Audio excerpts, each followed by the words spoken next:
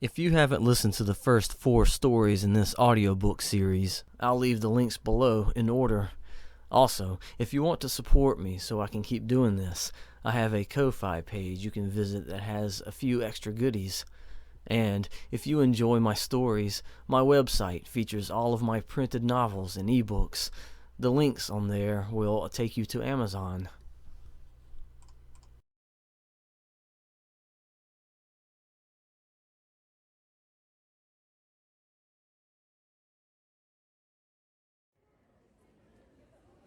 Standing there, facing forward, her expression said it all.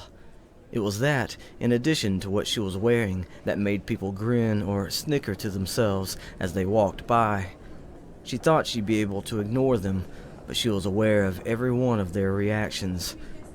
It was all she could think about. No surprise, since she was the only person standing on the subway platform wearing a bikini. Choosing to stand at a distance from the edge, figuring everyone would more than likely end up gathering there anyway, which they were, she had hoped to draw less attention, but it was the style of bikini she was wearing that basically put a bullseye on her. Really, all that she was missing was some type of banner or marquee to display what it was she was a mascot for. "There's just no way around it," Bekka muttered to herself. "I might as well start giggling like some Japanese schoolgirl or something." Her host began. "Well, at least no one's tried to bother you. They've pretty much kept their distance so far." "Psh," Bekka scoffed. "I seriously doubt this is the craziest thing these people have seen down here." "Don't you think some of these people might have heard the rumors?" Alicia asked. Bekka slumped. "Maybe they just feel sorry for me then." "Heh," Alicia continued. "You're just the next sucker, right?" Watching another guy pass along her right side, sparing a moment to check her out, smirk, and then walk on ahead, she furrowed her brow and muttered, "Remind me never to come down here again." "Your guy really is gonna show up fashionably late?" Alicia asked. "That was the plan," Bekka whispered, eyeing the next small group of people walking by, snickering to one another. "He's more than likely listening to our conversation now." "I forget," Alicia replied. "What was the range on that stuff?" Bekka ran through her previous conversations with Alex and then answered, "Something like 700 feet, I think." "The tracking is still pretty solid this time," Alicia added. "Didn't need tracking last time," Bekka reminded her. "Well," Alicia continued, "don't you appreciate the added features it has this time around? Bet you can't guess which camera I'm bouncing off of now." Bekka's chin had been tucked inward slightly this whole time. Before she lifted her head, she raised her eyes and darted them about the tops of the tiled pillars and corners of the platform, looking for any surveillance camera she could find. There should have been one positioned about every 800 square feet. Spotting 4, she searched for more as she replied, "You're probably drunk with power right now." Standing against the wall didn't feel right. Not for this. The whole idea was to be obvious and nonchalant at the same time. She thought it was ridiculous, but she was also relieved she didn't have to stand front and center on the platform. The unwanted attention was expected, but she didn't want to have to deal with those of the crowd who wouldn't have been able to help themselves. Either way, Alicia had her pick of perspectives. "Look behind you," she said. Bekka turned her head to the left, trying not to turn her body yet, and scanned the ceiling. Finding a camera nestled within a corner where the top of a pillar next to her met the concrete surface above, she noticed its angle was pointed toward the space where the subway track lay. "No," Alicia said. "I mean directly behind you." Her brow creased as she lowered her gaze and turned her upper body a little this time. She didn't want to take her arms from where they were. Having clasped her hands together just in front of her bikini bottom, she tried not to let her biceps do the thing guys liked to see girls do with their chests, and instead used her arms as a sort of covering for the front of her body. She was able to manage enough to where she found the row of lockers lining a section of the wall. In the middle of them was a small kiosk, a yellow plastic covering laid over a small computer screen sitting at a backward slant. Below it was a keypad and a slot for a person's card assigned to a certain locker. Below all of that, where the surface stood vertical, was a rectangular insert. Centered was a dark circular spot. "Wait," Bekka whispered. "Are you serious?" "The stuff he put in that aerosol is pretty potent, I'd say," Alicia said. Marking that little security camera, Bekka faced forward, regaining her previous guarded posture. "You're not kidding." Alicia snickered. "What a view." "You're not helping," Bekka grumbled. "I mean," Alicia added, "you noticed how low it was, right?"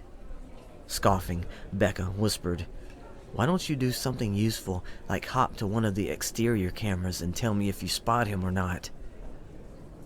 "What are you worried about?" Alicia asked. "Your whole head is a pixelated mess, not just your face." "Too bad this stuff doesn't work on organic tissue," Bekka muttered, noticing another entertained glance her way from the crowd. "But those flats you got on," Alicia snickered, "they totally don't match." "There's no way I'd walk on this floor without shoes on," Bekka said. "Guess her cult hadn't gotten this far out yet, huh?" Alicia added. Bekka's host chuckled under her breath then, "Like they ever will." Bekka hated that she treated every snicker, every laugh from the crowd as a slight against her appearance.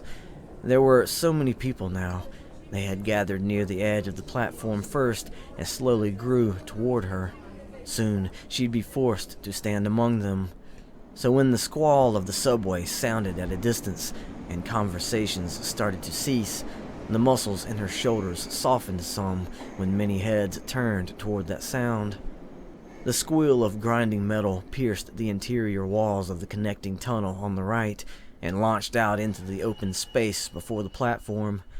She watched the shadowed mouth of the tunnel, waiting for the lights to appear. Alicia's voice came through clearly, despite the mounting roar of the subway's approach.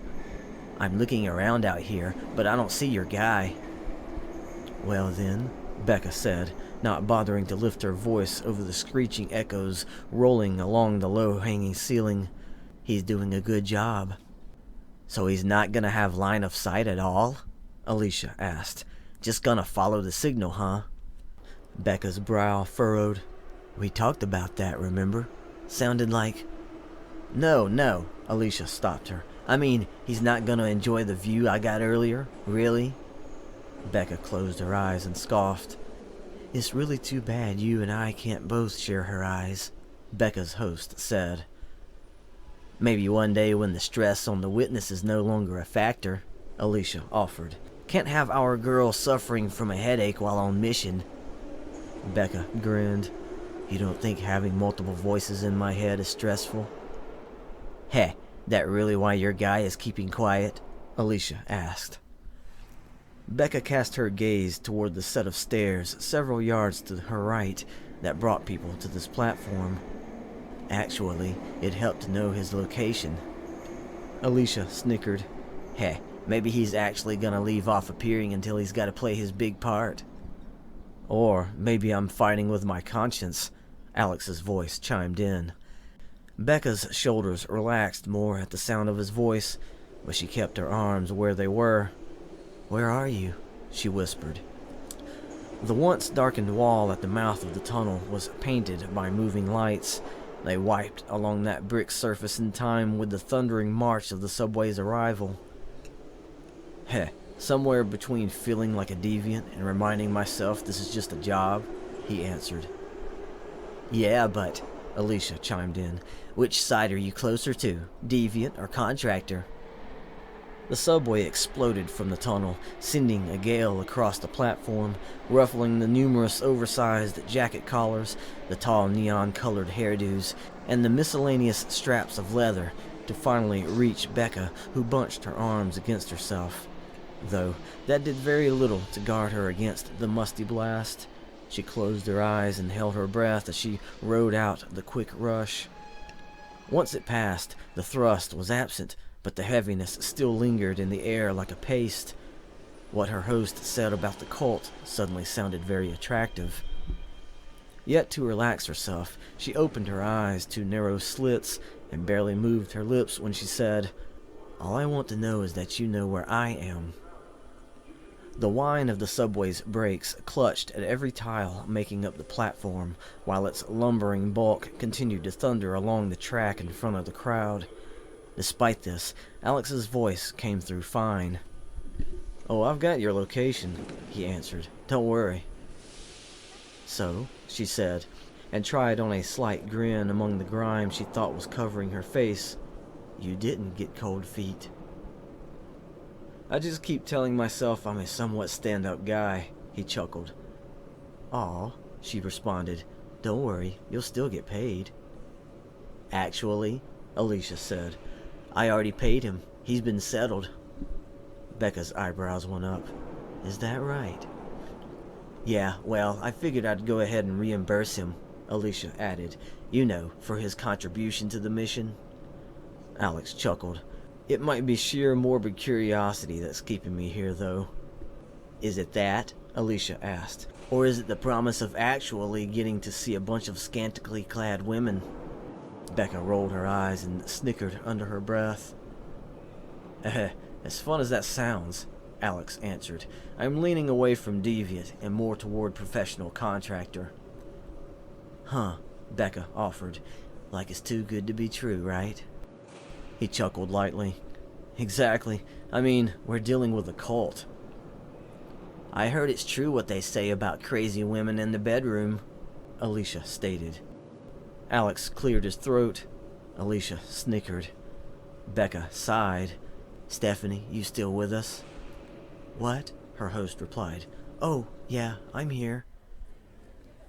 "How many of you got inside your head now?" Alicia snorted. "Getting any more funny looks?" "With this crowd?" Bekka asked. "You should see some of these characters." "But you still stand out, don't you?" Alicia offered. The edge of the crowd in front of her started easing forward.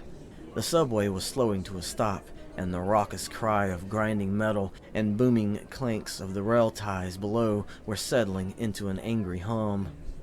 Bekka's shoulders finally relaxed, and she straightened her posture. "Not anymore," she answered. "Wait a minute," Alicia said. "Ah, there you are." "Back inside, huh?" Bekka muttered. "Yeah," Alicia sighed, "but not with the best view." "Whatever," Bekka grumbled. The painful noises were replaced by clothing and bodies shuffling against one another, the clomping of boots and the clinking of chains, the start of new conversations as the crowd receded from her. There were late arrivals hopping down the stairs and running to join the others. Bekka glanced their way each time, but none of them ended up being Alex. He was quiet on his end for the time being. "Okay," her host, Stephanie, spoke up. "Keep a lookout." "Right," Bekka whispered. Not everyone present was getting onto the subway. As the crowd receded further, like the pillars standing about in their lines, so too were individuals being revealed and remaining in place. She tried to keep up with them as they appeared. So far, all of their backs were turned to her. There were men in business suits holding briefcases, as well as those in shabby attire, and ones with their heads covered with hoods, despite the heat down here. That was the one thing Bekka could say it was a plus about wearing nothing but a bikini in a place like this. There were also women dressed like they had just come from some ritzy party or were on their way to one. A few punker girls stood out not only because they were wearing short skirts, tube socks, and platform boots, but also because of their neon hair or stylish wigs. The last of the crowd had boarded the subway. Moments later, the doors slid closed, and the vehicle rumbled to life once more, moaning its way along the track. Bekka was taken away from the people in front of her when others were making their way down the stairs. She watched them, more people dressed similar to those already here. But even though some were staring straight ahead, they were totally occupied by what was playing across their eyes on the holo shades they wore. The others simply moseyed their way onto the platform with their hands in their pockets. Bekka watched them for a few more seconds, waiting for her host to say something, but when nothing was said, she looked ahead. "Alex, are you close?" she whispered, letting Stephanie have her vision for the time being. "Yeah," he answered, "but I'm a level above you." "Not seeing anyone cultish, are you?" Alicia snickered. "Heh, unlike our main heroine," Alex replied. "I'm dressed like a modest citizen." Bekka scoffed. "Whatever." "No," Stephanie said. "They'll be on the lowest level. Trust me."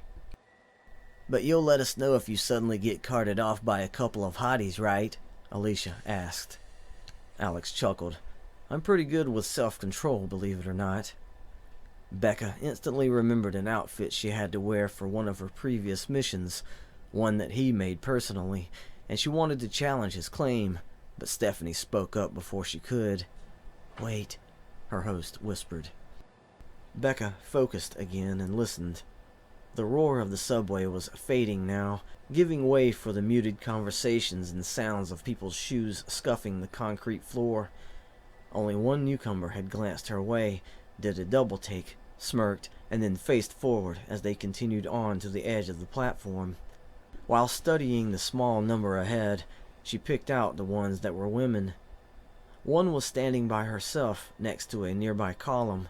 Her head was tilted down as she scrolled through some feed on her portable media device. "I think," Stephanie began, and then hesitated. Alicia snickered.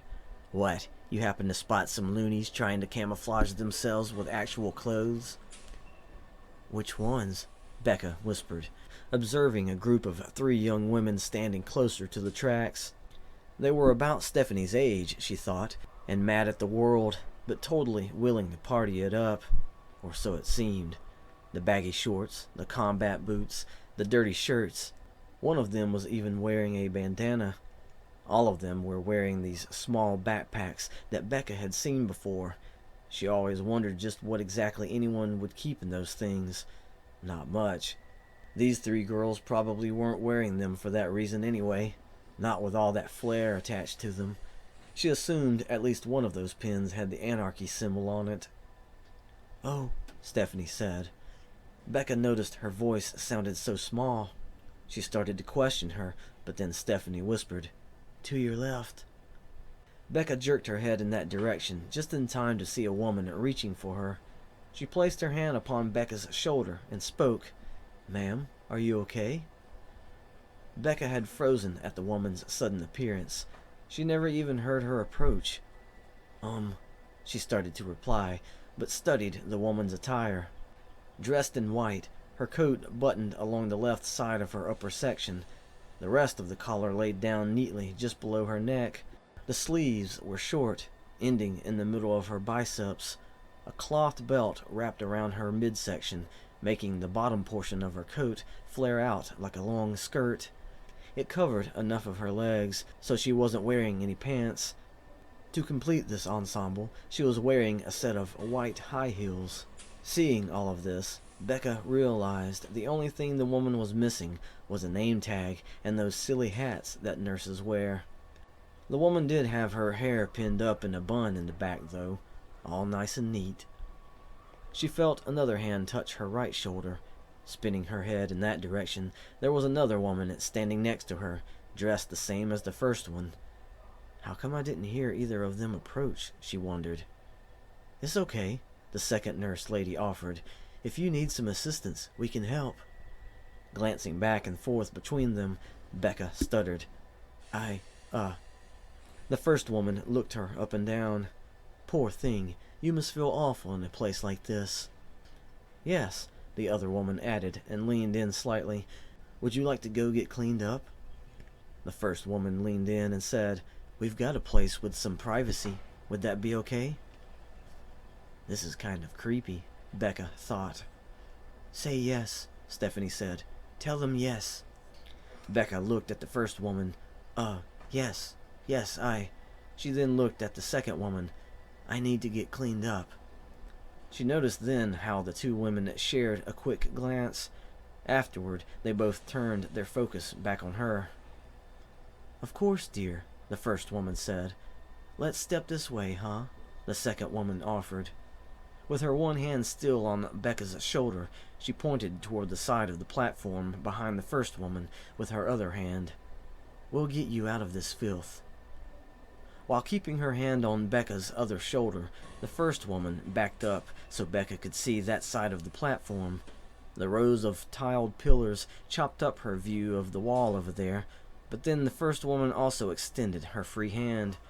With her direction narrowed down now, Bekka spotted a door with a blurred window in the upper half. Above it was a small sign that read, "Staff only." Okay," Bekka said. "Good," the second woman cheered, and started to circle around in front of her. She coaxed Bekka to turn and face that side of the platform. As Bekka did, the first woman, with her hand still in place, started walking. Bekka felt the insistence in both their hands and walked between them. Together, they headed for the staff room. "Is this really it?" Alicia asked, her voice a whisper.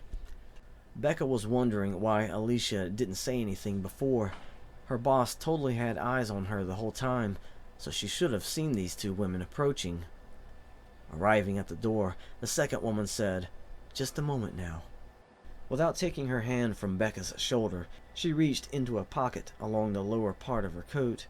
When she pulled it back out, she was holding a single key card. "Yes," Stephanie whispered a response to Alicia's question. "This is it. This is how they approached me." "Dressed like nurses?" Alicia breathed. The second woman inserted the key card into the slot at the top of the door handle. There was a barely audible buzz, and the door popped inward and stood ajar about an inch. She pulled the key card out and put it back in her coat pocket. "Now then," she said, and grabbed the handle, pushing the door open further. Looking at Bekka, she grinned and said, "Shall we, miss?" She entered the darkened room first. Bekka let herself be coaxed inside next, since the woman's hand never left her shoulder. The first woman stayed close as she entered last. "Not like nurses," Stephanie whispered. "They were dressed like security officers last time." "For real?" Alicia snickered. Bekka heard the door close behind her. A second later, there was another tiny buzz, and the lock fastened into place. "So it's actually a staff room," Bekka thought. There was a window in the opposite wall, but the blinds were pulled down and twisted closed. Yet, their thin material allowed a light source beyond them to seep through. With the addition of the blurry light at her back, she got glimpses of this little space. A wide desk was pressed against the wall at her right. Above it was an actual paper map of the subway lines in this sector of the city, but she ignored that, captured by the amount of clutter on the desk. So many binders, stacks of documents and folders. There was no chair, so she doubted an employee used that spot. As a matter of fact, she wondered just where any employee had room to do whatever. The mass of paperwork spilled over toward the short line of filing cabinets along that back wall. It all kept going until falling off the end to pile up next to the door opposite the one behind her. She was about to study the rest of the room when the two women finally took their hands from her shoulders and stepped to the middle of the floor. "It's okay now," the woman on the left said, just as both of them stopped and turned to face her. Smiling, the woman continued, "We're glad you can join us." She reached up and took the lapel of her coat and the bottom button there in either hand. "It's a dirty world out there, but we aren't." She loosened that button and then the others below it. Beside her, the other woman was doing the same thing with her coat. "We choose to live differently," the second woman said. Now that she unfastened all those upper buttons, she reached down and started slipping the cloth belt free from around her waist. "It's good you want to live that way too." Once the belt was removed, she flung it over to add to the pile on the desk. "We can show you," the first woman said, having already flung her belt into the basin of a kitchenette area on her side of the room. Their coats hung open now, and despite the gloom, Bekka could already tell they weren't wearing much of anything underneath, so when they shrugged the coats from their shoulders and tossed them to join the belts, she wasn't surprised that they too were clad in bikinis as skimpy as hers. "Ooh, Bekka," Alicia squealed. "They might have you beat." Bekka tried to glance about the room, but she didn't want these two women to notice. "Yeah, I'm totally in the room with you," Alicia reassured her. "Check your far right corner." Bekka flicked her eyes that way, and then back to the women. The corner above the filing cabinets had been draped in shadows, but she thought she caught the darker shape up there. "You're brave," the first woman said, approaching Bekka. She reached and took Bekka's wrist. Holding it gently, the woman added, "Making a stance out there among the grime and muck, even if they weren't as bare as you, those people wish the world was clean enough to be able to disarm themselves as you have." "Oh yeah," Alicia cheered. "They totally sound like cultists." "It's why you're still having to wear shoes, regardless of your bravery," the second woman said, and approached. She took Bekka's other wrist and held it gently. "These levels of the world have been tarnished by the despair of the masses. They believe they have gone beyond the point of no return. But," the first woman added, "wait until you see what we've accomplished." "They did this last time too," Stephanie whispered. Bekka felt prompted to respond to the two women, so she offered an awkward nod and then said, Okay, show me." Then she wondered if that had been enough. Were they expecting more? Like, wouldn't someone devoted to their cause sound more passionate, or... "So," Alicia began, trying to suppress a snicker, "it was the same two women? Are they like the..." Both women beamed, shared a glance, and then returned to Bekka. Stepping backward, they kept their hold on her wrists. "Then let's go," the first woman said. "And who cares what anyone else thinks," the second woman added. They were guiding her toward the door ahead. "Oh, no, actually," Stephanie replied to Alicia's question. "I'm guessing it's different members every time." The second woman looked back to find the handle to the door behind her. Bekka noticed there wasn't an electronic lock, so the door opened when the woman pushed it. Then she led the way out, coaxing Bekka to follow her by taking her wrist in both hands now. Giggling, she backed out of the room. Bekka tried studying the space beyond before she stepped out, but the first woman behind her pressed lightly in the middle of her back with one hand while still holding onto her wrist with the other. Leaving that room, they were in a narrow hallway. The walls were made of cold cinder blocks, slathered in mildew and other stains. They had been painted a pale yellow color some time in the past, or at least that was what they looked like under the low light from the small fixtures above. Just like the walls, the ceiling was lined with conduit, but not all the cables were covered. The rubber that concealed the actual wiring of those were missing patches, or the material was hanging loose in moss-like strands. The light fixtures were old fluorescent bulbs nestled within metal baskets. They were attached to a thick metal pipe running underneath all of the other cables and channels. Another metal pipe ran below that one, which was the emergency water line, because Bekka saw the sprinklers. The concrete floor was coated with years of dried sediment, but there were small pools aligned with the plumbing above. The slime had formed rings according to the contours of each puddle. With every drop from any given seal or sprinkler, the rings were pushed outward, forcing the ones around them from the water to cake up and dry out over time. The women, in their pure white high heels, made sure to avoid every one of them. They had taken Bekka to the left. The hallway had gone to the right, but came to a shadowed dead end. "And there she goes," Alicia sang. Down the rabbit hole. Again, Bekka wondered where Alicia was watching her from. The hallway turned to the right several feet ahead. She looked up, but the collection of conduit and plumbing hid the corner of the ceiling there. The woman in front of her giggled once more just before she made that turn. Bekka followed, being led down another hallway, similar to the previous one. Only the piping along the right wall was forced to go up and around a rusted metal door. When she passed it, she tried to read a label, but only found a discolored rectangle where one had been. She wondered when the door was opened last.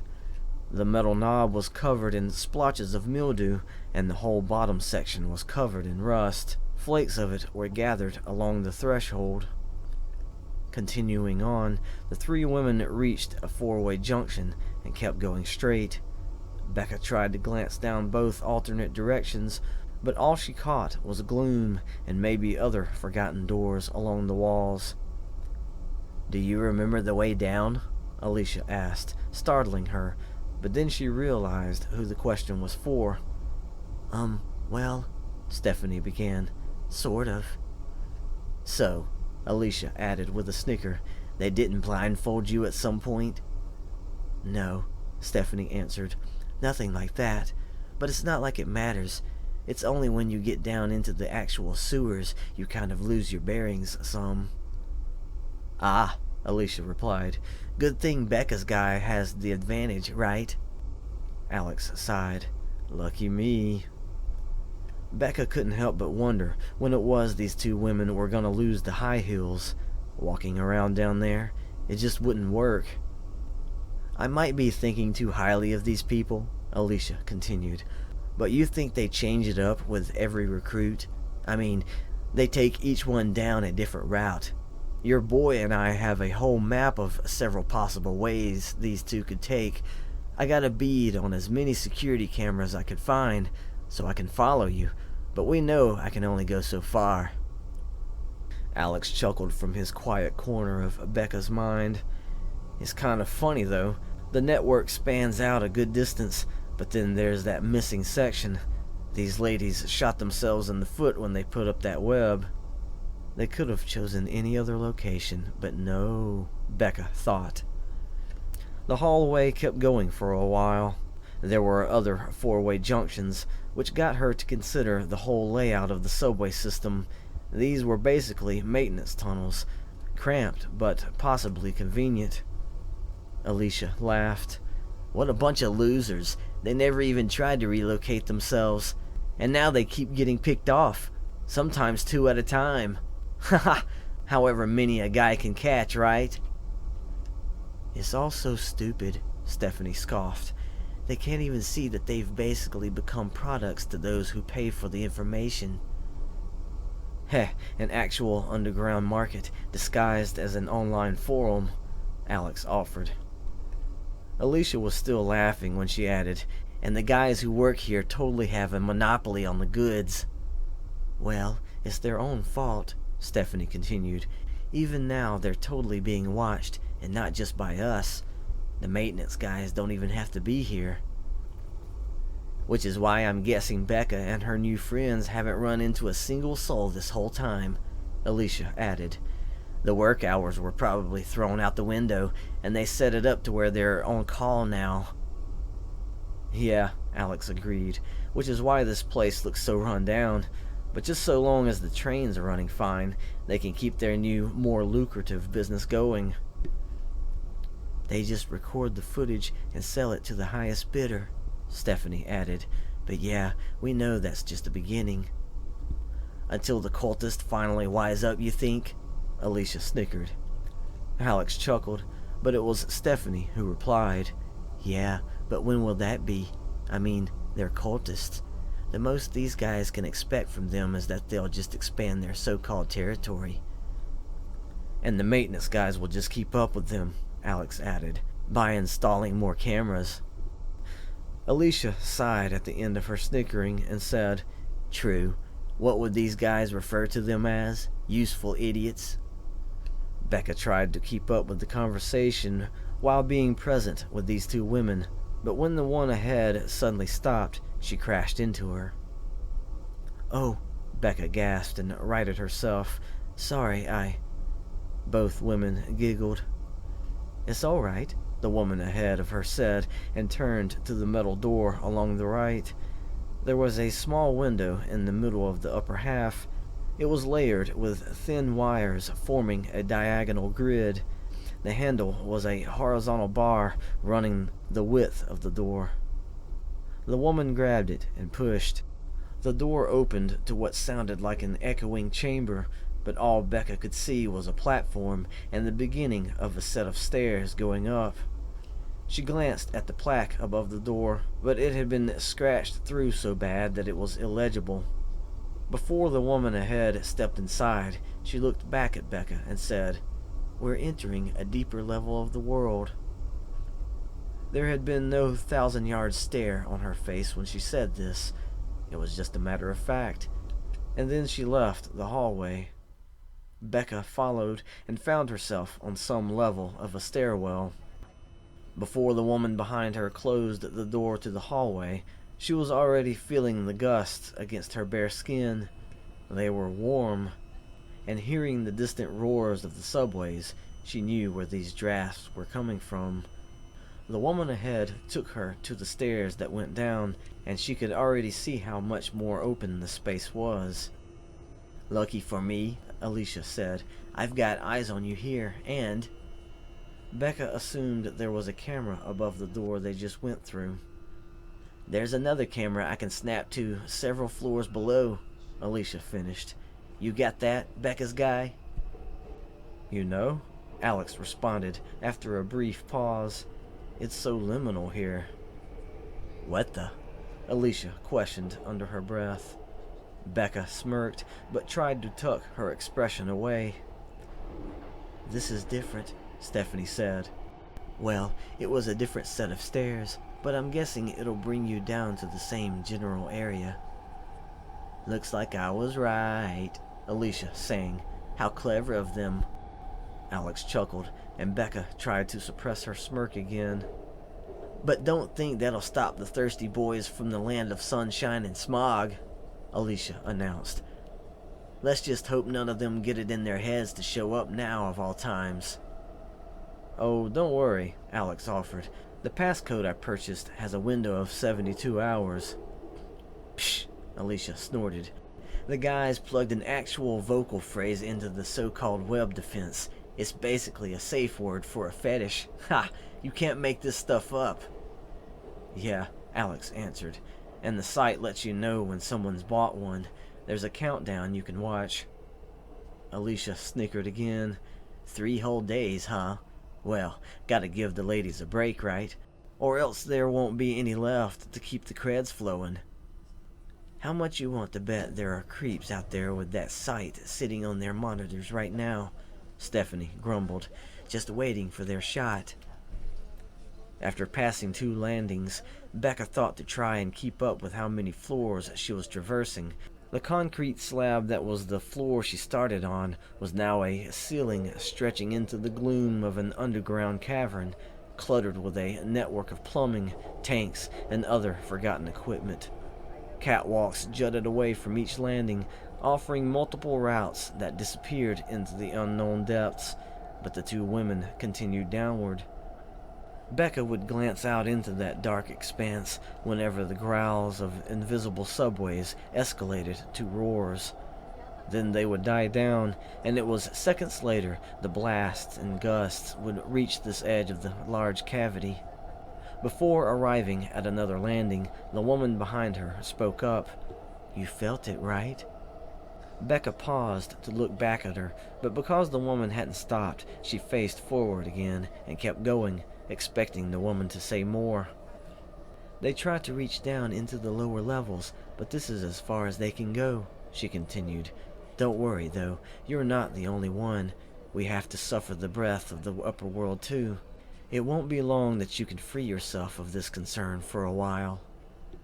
Alicia snickered in Bekka's head. "That's a scary thought." "From my experience," Stephanie whispered, "they're pretty harmless. Just, weird." Was it the kooky dialogue that gave them away? Alicia snickered. Reaching another landing, the women continued their routine, leading Bekka to the next set of stairs. As soon as she started down, Alicia spoke to her. I'm patching into the very bottom camera. You've got 2 more levels to go. Bekka looked out at the shadowed expanse again. Peering down, she noticed the bottom was still hidden. Machinery and large metal pipes rose up from the void or stretched out across it.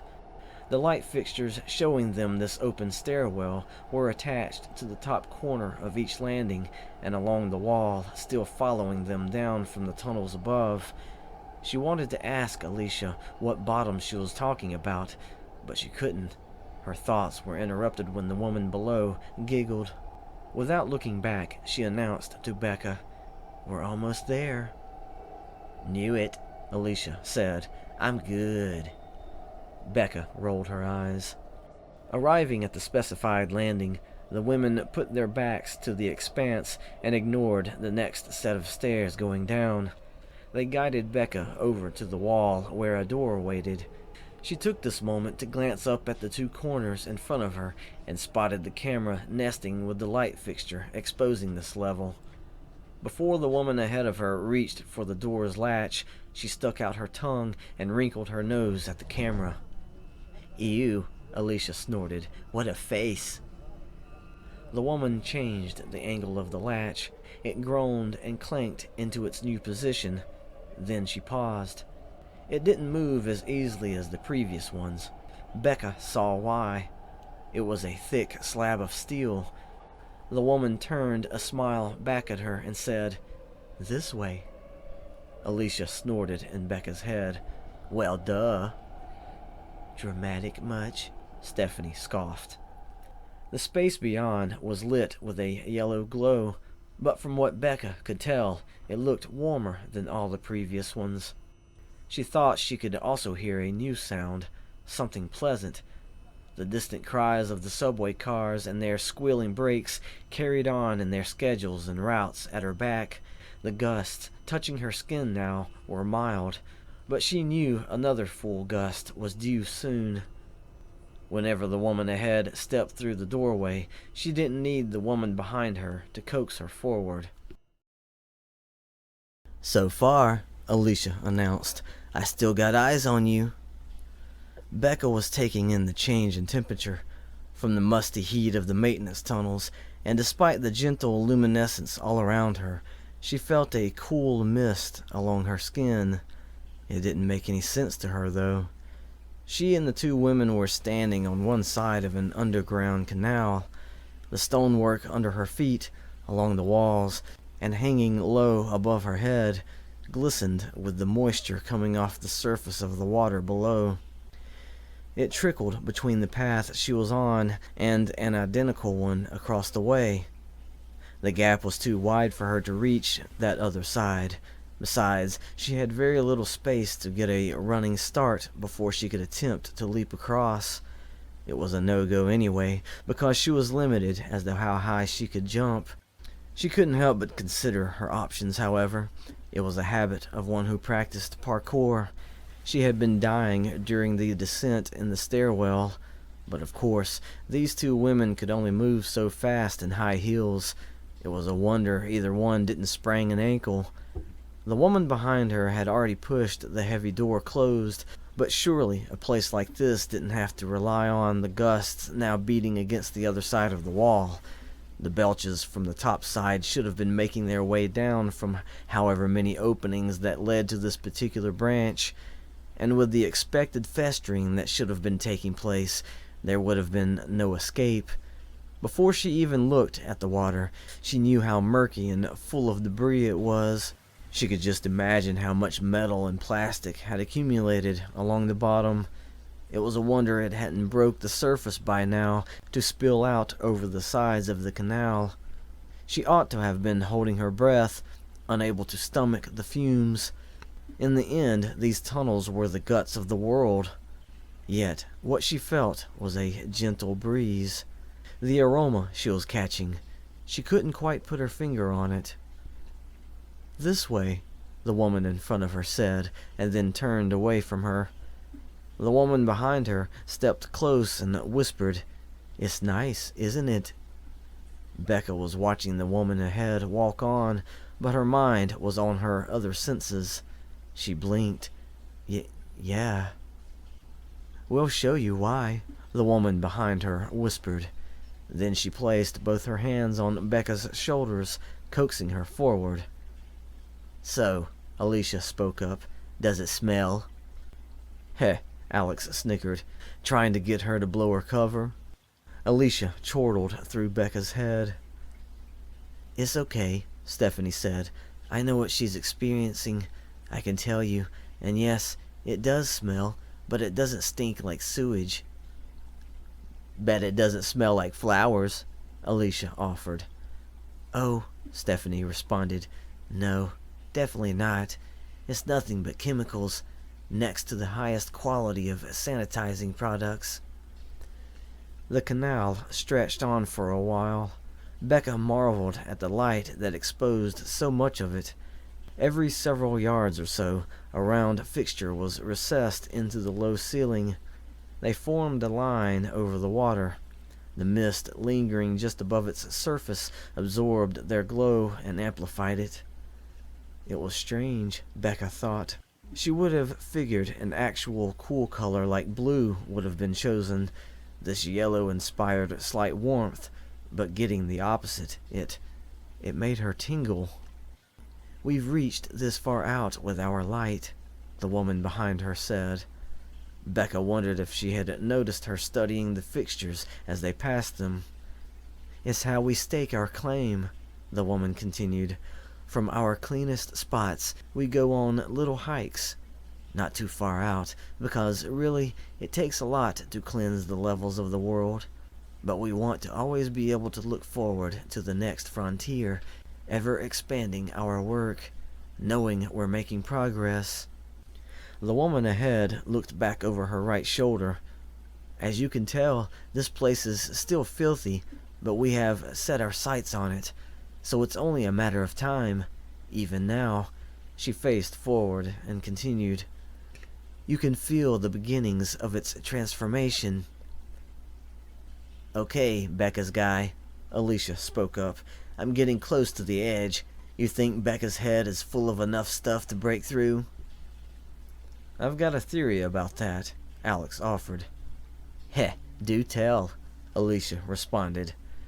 "This password I bought," he began. "I believe I know exactly how it works." Bekka noticed the volume of the trickling water was increasing as she continued down the tunnel. She and the two women had been walking with the flow. Realizing she hadn't taken the chance to look back in the opposite direction to see if there were any other tunnels branching off of this one, she just noticed one a short distance ahead. It was on the right side, however. "The word I speak is supposed to trigger a program in the web, right?" Alex explained. "It temporarily knocks it out." "Along with the cultist," Alicia snickered. "Right," Alex chuckled, and then continued. "But it only goes down for maybe 2 seconds. Goes down," Alicia muttered. Bekka squinted at the comment and wondered what Stephanie thought about her boss at this point. "During those 2 seconds," Alex said, "every camera goes back online like normal. I believe you'll be able to latch on to one of them, but really, I don't see what the point would be. 2 seconds and you'd get kicked back out." Alicia replied with a hum. Bekka and the two women were approaching that branch to the right. She could already see that another identical light fixture was positioned just inside it. Turning her head to gaze down the stretch, once she was aligned with it, the woman ahead grabbed her attention. "As we expand, our way of life becomes safer and safer." She waved her right hand upward, as though to indicate something within her vicinity. Bekka searched about, not expecting to find anything, but then she thought to look toward the tunnel again. Being aligned with it, she paused in her steps. The tunnel stretched only so far, and then ended. The low-hanging ceiling dropped to an angle, disappearing below the waterline. It was there the sound was the loudest. Did the tunnel descend, she wondered, or completely drop off? "You were like right at the edge of the void, Bekka," Alicia said. Bekka turned from the tunnel to look at the woman ahead of her.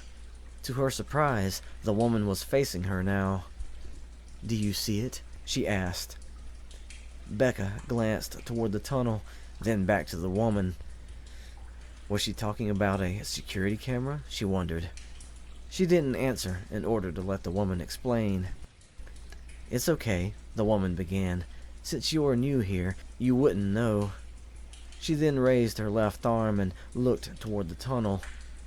She ended her gesture by pointing in the same direction she was looking. Bekka looked again, and this time she spotted it, another security camera. It was nesting in the upper left corner at the beginning of the branching tunnel. She had to narrow her eyes to spot it, and she thought she knew why. It was smaller than the ones she had seen up until now. "Yeah," Stephanie spoke up. "I believe that camera is the first of many that make up their so-called web." "Ah, that checks out then," Alicia said. "Let me guess, it's facing deeper into the sewers." "That's right," Stephanie said. "We've used their devices against them," the woman ahead of Bekka finished. Bekka turned back to see the woman had lowered her arm and was looking at her again. The woman behind her stepped close and spoke to the right side of Bekka's head. "And this is where we give you passage from the dirty upper levels of the world to what is possible." She then laid her palm on Bekka's shoulder and extended her index finger forward. Bekka looked, and the woman in front of her bent her left knee to bring her foot up behind her. She leaned forward a bit to keep her balance while she reached back and removed the high heel from her foot. After she did, she placed that foot back on the cool, slimy stone. Then she repeated the process for the other high heel. With both feet mixing with the gunk now, Bekka thought the woman's expression would twist in disgust, but her smile never wavered. It was then Bekka wondered about their expressions. Were they forced? The curse of being a member of a cult, the loss of autonomy, thus the loss of identity. Now they all wore dead smiles. The woman turned and faced the other side of the canal. Swinging her right hand back, she then swept it forward and released the high heel she had been holding. Bekka watched it fly through the yellow glow, filling the tunnel, and land on the other side. The woman tossed her other high heel over, and it joined the first. Both lay just to the left of the branching tunnel's entrance. Still facing that other side, the woman looked at Bekka and said, "Follow me." Then she stepped toward the edge of the stone. Bekka's eyebrows went up when the woman stepped out over the water with her left foot. She paused in mid-stride and dropped. "Crazy cultist," Bekka was thinking when Stephanie spoke. "Don't worry." The woman's foot plunged under the surface of the water, and then her whole body jarred to a halt. There she was, one foot still on the stone path behind her, the other ankle deep in the trickling stream of murk. "What's happening?" Alicia asked. In the few seconds the woman remained in her pose, Bekka wondered if she had gotten it all wrong. Was the canal really not that deep? "She's walking across the water," Stephanie answered. "She's what now?" Alicia questioned. "It's not a trick or anything," Stephanie explained. As the woman pulled her foot from the stone path and swung it past the one in the water, moving forward, she planted that foot below the surface, and it too only went as deep as the first. "They never explained it to me," Stephanie said, "but I'm guessing they either built something or there's some type of gate or whatever, something that hasn't been used in a long time, and they happen to find it." Trying to convince Bekka they know magic or something?" Alicia asked. The woman took 2 more steps and then hopped onto the stone path on the other side of the tunnel. The gunk that followed her out splattered the surface around her, but she paid it no mind. Instead, she turned about and beamed at Bekka. "It's only a reminder," the woman behind her said. "We passed from the levels of dirt into the worst of it gathered below those depths, and then out to another way." She was pointing across at the other woman now. "I should have said something before," Stephanie said. "Sorry, but it's not dangerous, so long as you walk straight across. There's no trick to it. Psh, it's more like a gimmick, really." Bekka stepped over to align herself with the woman on the other side. Looking down, she tried to spot something just below the surface of the trickling water. Yet, there was no way to do that. It was almost pitch black with muck. Again, she thought about the cult's mission and really hoped to be able to wash her feet off soon. Bending down, she removed both her flats. Easing her bare feet back onto that cool, glistening surface, she winced at the squelching sensation, especially between her toes. Maybe the water wasn't as bad, she thought. Squatting down, she wanted to brace herself and was glad she was still holding onto her flats. Placing them on either side of her, she pressed her fingers onto them, anchoring herself. She then eased her right foot out over the water. "It's okay," the woman still beside her said. "Since you've decided to live like us, you'll be able to go where we go." "Don't fall in," Alicia snorted.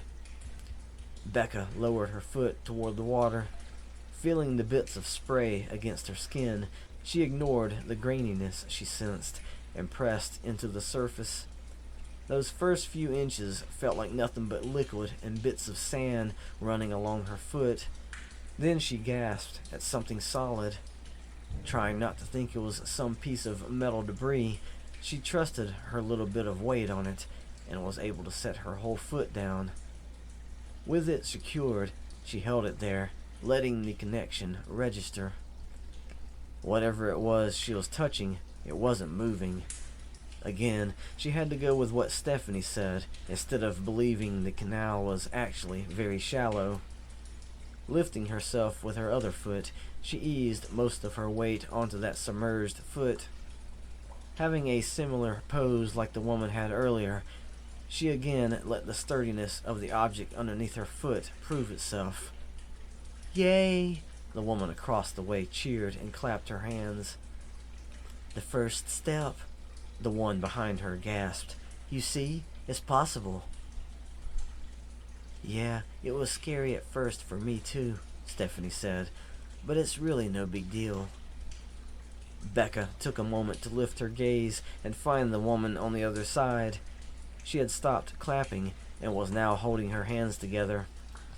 When Bekka made eye contact, the woman tossed her hands from one another and thrust her palms outward, her fingers pointing downward. "Come to me," she cheered.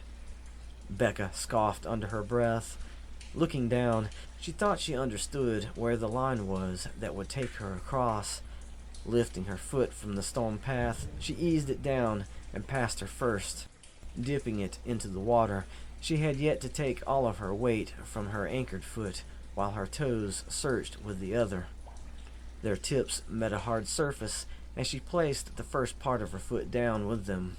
Whatever she had found, it seemed to be as level with the thing her first foot was on, so she moved her weight forward. "And there's the second," the woman behind her sighed. "The others won't be hard at all. You're one of us." Bekka was holding her arms out slightly, just in case she needed the extra balance. She didn't know how narrow this gate or whatever was. She was just glad the flow of the water wasn't so strong that she was having to fight against it. Taking her first foot up and out of the water, she swept it ahead of the other and eased it back under. Moving faster this time, she found that surface below waiting on her. "Almost," the woman behind her cheered. Bekka was ignoring the woman in front of her for the moment. It was only a couple of more steps. Making sure to stay in a straight line, when she neared the edge of the stone path ahead, she looked up to see the woman was still reaching out to her. She lifted her arms and let the woman grab her wrists. The woman tugged slightly, and Bekka made her last step a little wider, certain to connect with the edge of the stone path.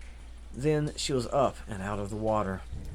The woman pulled her over in front of the branching tunnel. There, she squealed as she bobbed her body up and down, bouncing Bekka's arms as she did. "Hee hee hee, you did it. It was easy, right?" Bekka began, lowering her gaze with a grin. "Yeah."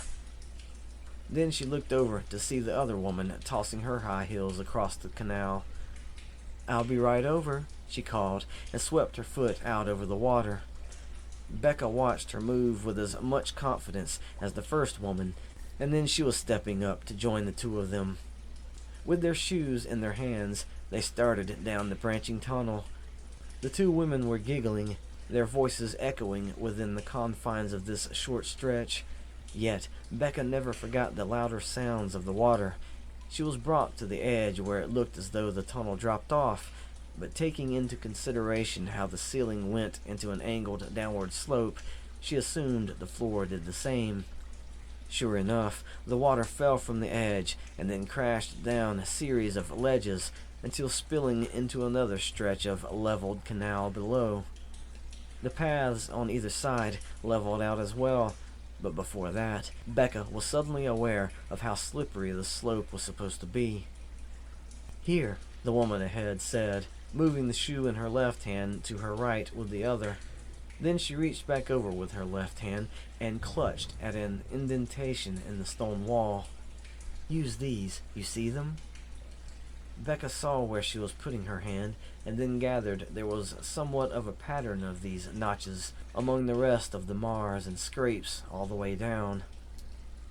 "Well," Alicia's voice came in, "all I can say is, good luck. I'm totally blind now. It's not fair. I'm the only one missing out. Yeah, I haven't forgotten about you, Bekka's guy." After a moment, Alex spoke through Bekka's head. "Actually, I'm taking another route." "You're what?" Alicia questioned. "It came with the purchase of the password," Alex replied. "I'm following these little symbols on the wall." "What did they look like?" Alicia asked. After another moment, Alex responded, Well, like some circles and wavy lines. They're spray painted on the walls." "Ha!" Alicia barked. "Just something else for the cult to clean up later." The bottom of Bekka's flats had good grip, but she didn't put them on now, not with the bottoms of her feet still covered in gunk. If she could have gotten away with it, she would have skied down the entire slope. Yet she followed the two women's cue and found the grooves in the wall to latch onto. It was because the angle of the slope that they had to go slow. With every splash upon the ledges of the canal, the excess moisture sprayed both paths and ran down. Little by little, she felt cleaner, but it wasn't enough.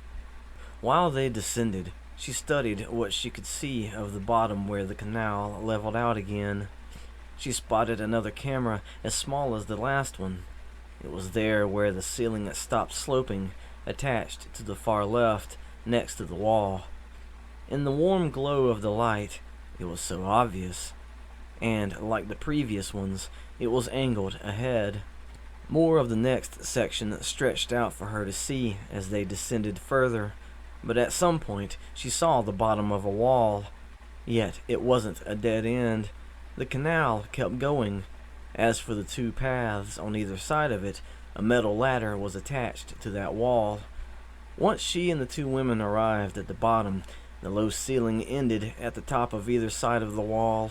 There were metal doors inserted in the ceiling above both ladders. The split in the middle of the wall was a little wider than the canal's width, allowing narrow ledges to follow it through. There was no light source inside that corridor, so the end of the shadowed stretch exposed the light from the next section waiting on the other side. Bekka had a feeling the ladders would go ignored, because there was a long metal plate of some sort laying across the canal just inside the corridor. Since it was supported by both narrow ledges, she assumed there were others like it inside. Can you guess where you're gonna go next? Stephanie asked. Inadvertently answering her question and confirming Bekka's suspicions, the woman in front of her looked back and said, "We're going this way." She pointed toward the corridor. Bouncing over to the side of the corridor's mouth, she then paused and stretched out her left foot. Placing it down on the first sheet of metal, she rocked forward to put all of her weight upon it.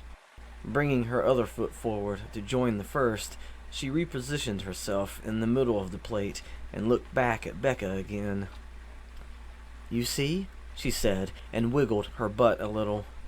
A cute gesture to show the plates would hold their weight, Bekka gathered. "We're close now," she said, and then disappeared into the shadows within the corridor. "Don't worry," the woman behind her said. "Those are laid down the whole way for us." Bekka was already stepping over to the first one. Staring straight ahead, the first woman's slender figure was silhouetted against the light waiting in the next section. So were other women. She saw them further down and on either side of the canal. They were clad only in bikinis as well, but they were kneeling down, their attention on the floor. Looked like they were actually scrubbing away at it. Next to them were bottles of what she assumed was some type of cleaning solution. They all looked up when the woman in front of her called out to them, "Hello, ladies." They brightened, got to their feet, and bounced their way closer to the corridor, returning the woman's greeting. Bekka believed she finally caught the woman's name then. Was it Sylvia? Stella? "We've got a new arrival," she announced, and the women paused and gasped. Then they tried to lean over the canal and peer down the corridor. "Who is she?" they whispered. "She's like us?" some of them squealed. Now, the woman, Bekka decided to go with Sylvia, responded. "She'll tell us her name when she's ready. And yes, she's like us." Standing on the last plate across the canal at the end of the corridor, Sylvia turned to look back at Bekka. Grinning, she finished with, "See for yourself." The women must have plastered themselves against the walls just beyond the corridor, because they were peeking their way inside. They either somehow set themselves up according to height, or some of them were bending down or stretching themselves as much as they could, because so many heads had stacked themselves up along the edges. When the light behind them finally exposed her, they gasped again. "She is like us." "So you're tired of it too, huh?" one of them asked. "Of course she is," another said. "Where'd you get your bathing suit?" someone asked. "I like it." Before Bekka stood upon the last plate, they were reaching for her, offering their hands. She didn't know which ones to accept. There were two directions. Sylvia had already stepped to the left path and was standing several feet away, watching the scene. Was she supposed to go to that side? "You girls prepare her welcome," the woman behind her called. "She's come from a life above. You know what she needs." "Ah," one of the women gasped. "That's Emmy." They all squealed her name, and then coaxed Bekka to their hands. Not knowing what else to do, she stretched both arms out. Either group took her hands, her wrists, her forearms, and they tugged her forth from the corridor. The left side won out in the end, bringing her to that walkway, while the ones on the right encouraged her with their touches upon her right arm. Now that she was among them, the others pulled Emmy from the corridor to that side of the canal. Bekka lost track of her because she was being brought over to Sylvia, who stood next to some object on the floor. "Here," they cheered. "Stand right here." They placed her in front of it. Now that Bekka was looking at the thing up close, she thought it was some ramp, but made out of porcelain.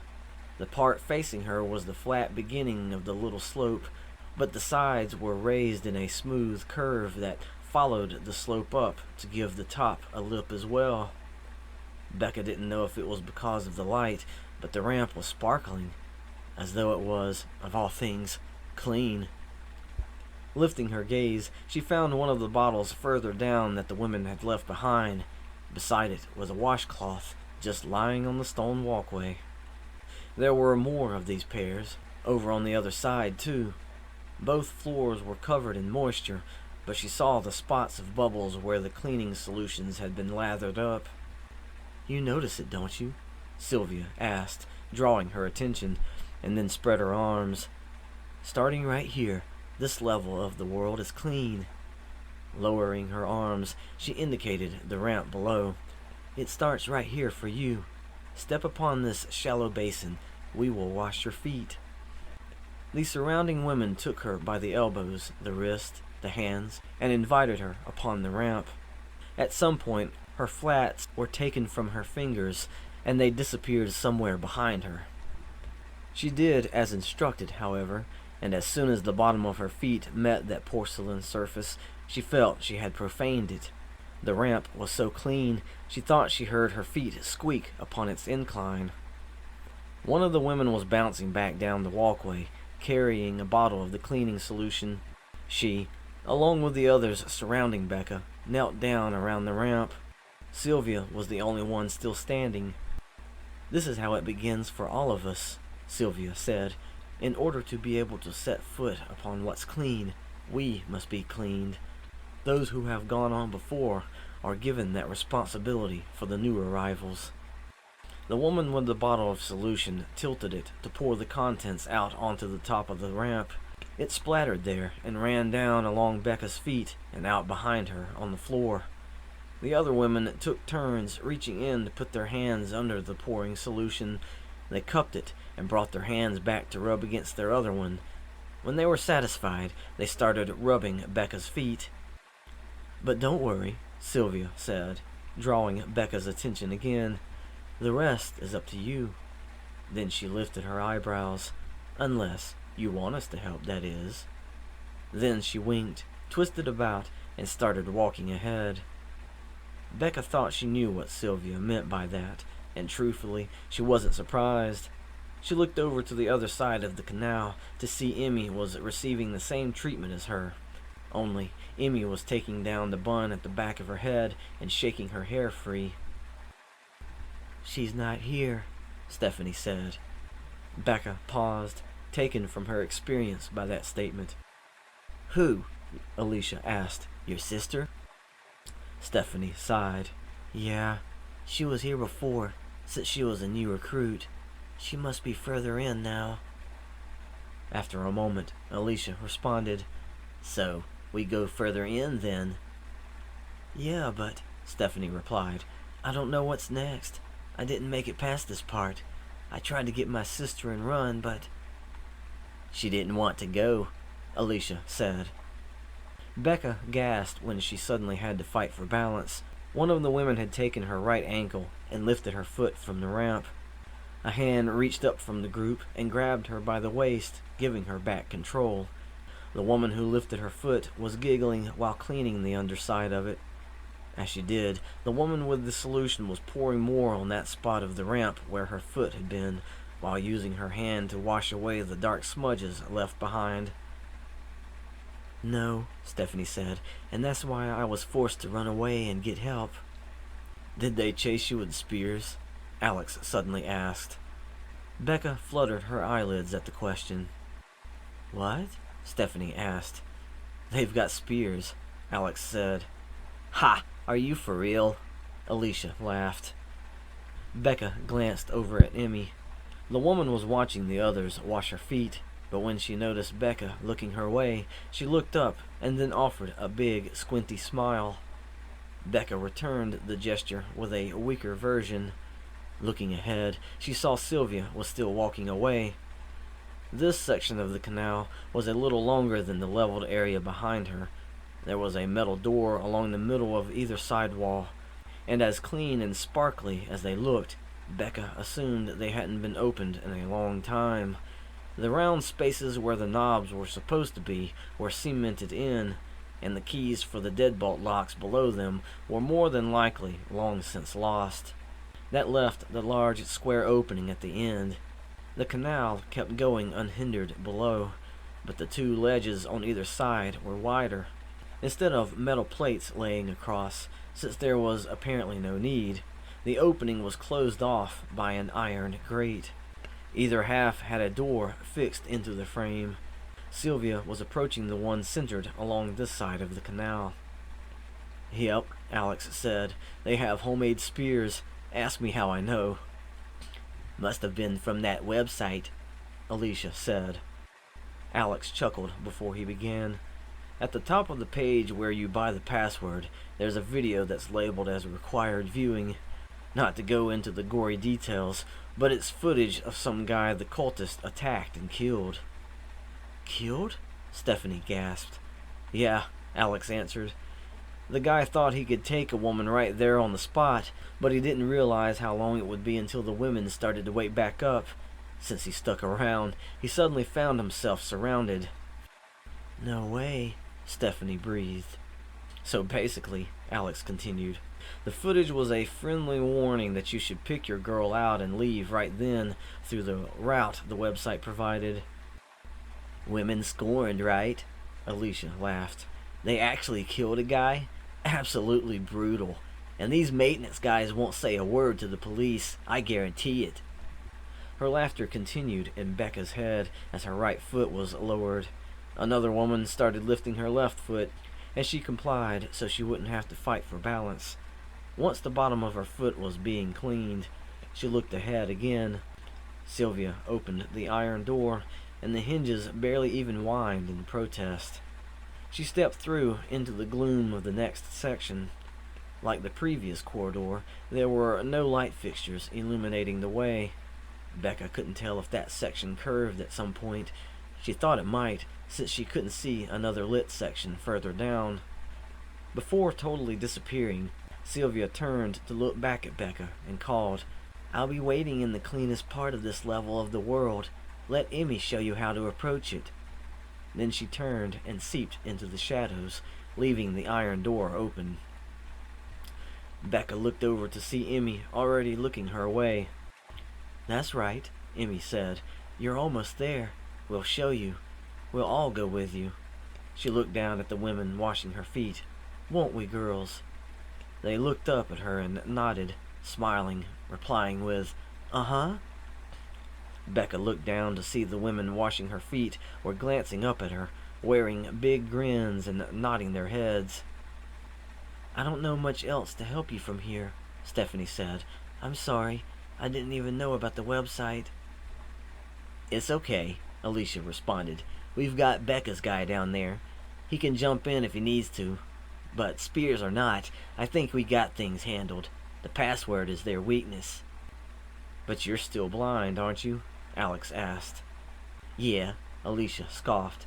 "I keep trying to stumble upon a contact, but I just have a void to look at." "Looks like I got the advantage then," Alex said. "A route and a signal." "Too bad that route doesn't mention anything about camera locations," Alicia said. "Yeah, well, apparently they didn't think I needed to know that," Alex offered. "But you're in the void, right?" Alicia asked. "Yeah," Alex said, and Bekka smiled inwardly. "I'm down here with her." "How far are you from her signal?" Alicia asked. A pause, and then Alex answered. "There's around 70 or so feet between us right now. I'd say I was north of you, but your bearings are probably lost right now." Stephanie answered in Bekka's stead. "Yeah, I lost my bearings my first time down here, and I wasn't very good about it this time either, especially since they went a different route." "Now," the woman holding Bekka's left ankle said, as she lowered her foot back down onto the ramp, "you're ready to go." She rose to her feet and took Bekka's hands in hers. "From here on out, you'll be able to break the habit of having to protect yourself from uncleanness." She coaxed Bekka to step off the ramp. The rest of the girls stood up and gathered around her again. They took her arms, her wrists, and her shoulders, and as one unit, they walked her toward the grate at the end of the path. Let's show you, they cheered and giggled along the way. Over on the other side, Emmy was being escorted the same way toward that side of the grate.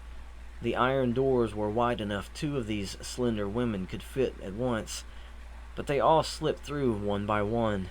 As soon as Bekka was on the other side, the women gathered back around her again, and they headed into the gloom. Bekka wondered if they would now navigate this stretch by feeling along the wall.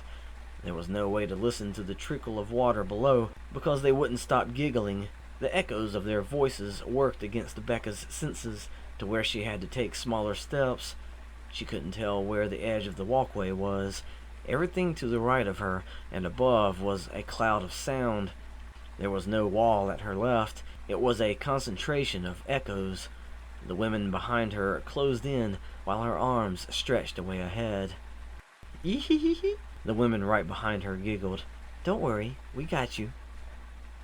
She had to believe them, had to believe that they were overjoyed at having a new recruit. Doing okay over there? A familiar voice called from some unmeasured distance to her right. It was Emmy, she thought. Oh, she's fine, one of the women nearby called back. She's just never been here before. But don't worry, we're helping her. What's even happening? Alicia scoffed. We're walking down a pitch-black tunnel, Stephanie answered. Can't see a thing. Alicia snickered. No one's copped the feel yet, have they? Stephanie stuttered. I can't feel what? Alicia started laughing. I know. I just couldn't help myself. Bekka's totally gonna kill me after this mission, though. No doubt. She wasn't wrong, Bekka thought. Ah, a woman somewhere ahead gasped. You see it? Bekka didn't know where to look, but she tried to pinpoint where the woman's voice had come from. When she did, she spotted the bit of light instead. At first, it could have been a mark upon her vision, a glitch in the implants. There was no depth perception. Then one of the women ahead of her passed in front of it. That quick focal point was like a shock to her senses, however. The tunnel still echoed with the giggles and gasps of all these women. Geez, they're so noisy, Bekka thought. More instances of the women in front of her passed before that growing light source, and each time it was like a layer was established in Bekka's vision. Not only was she starting to conceive the distance, but she was also starting to think the source of light was actually a reflection off a stone surface. The tunnel did, indeed, turn, and it was turning to the left. The slender figures of the women in front of her were pieced together, and as they neared the edge of the glow, they started to wear its warm yellow hue. Coming around the curve, Bekka started to see more of the area that waited just ahead. The wall on the right stretched on for a ways, but she spotted an arched opening branching away from this tunnel. Before she was aligned with this next section, she had spotted 2 more arched openings branching off in the same direction. Having left the curve behind, the tunnel stretched on until the light fixtures stopped, giving the rest of the tunnel over to darkness. Standing between that darkness and the last arched opening, along the right, was another group of women. They were standing in a line that covered the width of the tunnel. They could do this because another metal plate was laying across the canal. Hey, ladies, Emmy called from across the way. The line of women broke into big smiles and started waving. Emmy, they squealed. I'm starting to wonder if this Emmy chick is a high-level member of their cult, Alicia snickered. I didn't meet her last time, Stephanie said. I don't know how they do things, though. Could be she's been a member longer than the others, Alex offered. We've brought a new member from above, Emmy announced. She's already been given the right to walk upon what's clean, but we have to show her our cleanest place, our origin. The line of women gasped and shared glances among each other. Then they turned and scurried over to the right side of the canal and entered the arched opening there. Bekka noticed it was the only one among the 3 that glowed with light from within.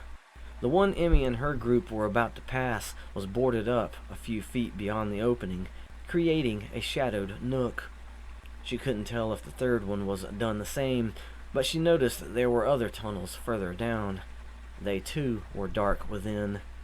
The wall at her left was without any arched openings. but there were several lines of plumbing running down toward the gloom. Because she was looking that way, she spotted the small camera mounted to the ceiling. It was positioned close to the wall and over the plumbing. Maybe that was a way to camouflage it, but it wouldn't have surprised Bekka if the cultist knew about it. The group of women around her ushered her across the metal plate. Emmy and her group were there at the arched opening and went in before them. Bekka's escorts tightened around her, holding onto her arms and hands and shoulders, almost wrapping themselves up with her. They giggled in her ears and patted her shoulders. "This is it," they whispered. "We're here," they said. Bekka passed through the arched opening, leaving the tunnel behind. Was it a platform? Bekka wondered. Almost like a stage. The space just on the other side of the arched opening was flat, and then the whole floor sloped upward.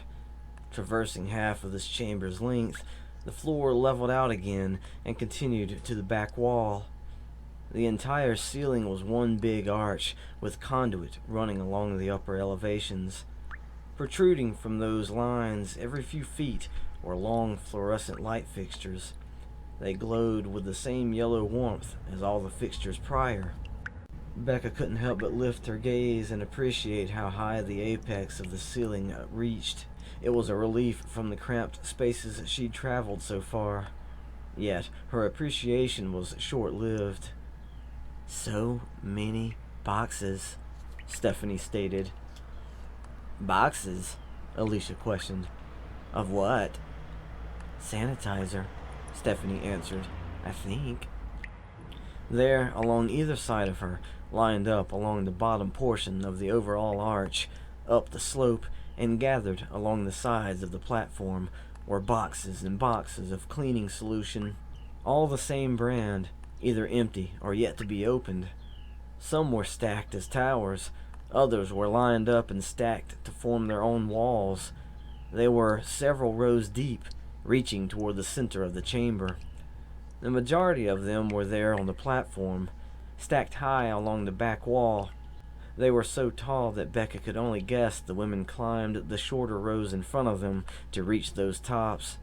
As one, the mass of boxes grew from the back and curved in either direction to try and meet at the front of the platform. Maybe it wasn't their intent to build a complete circle. They wouldn't be able to if they still wanted passage through the chamber. This place might have been established as something important, but there was another section that continued from the back of the platform. Another tunnel, apparently, and it looked to be shaped in the same arched fashion as this chamber. The entrance wasn't there in the center of that back wall, but it was aligned along the right half. She couldn't tell from this distance, but she had a hunch no boxes of cleaning solution lined the walls of that tunnel. "Go ahead, ladies," Emmy said. "Let's bring her through the gate." "Yes, ma'am," they cheered and hurried ahead up the slope. Emmy remained with her, and they both watched the group of giddy women split into two groups again at the front of the platform.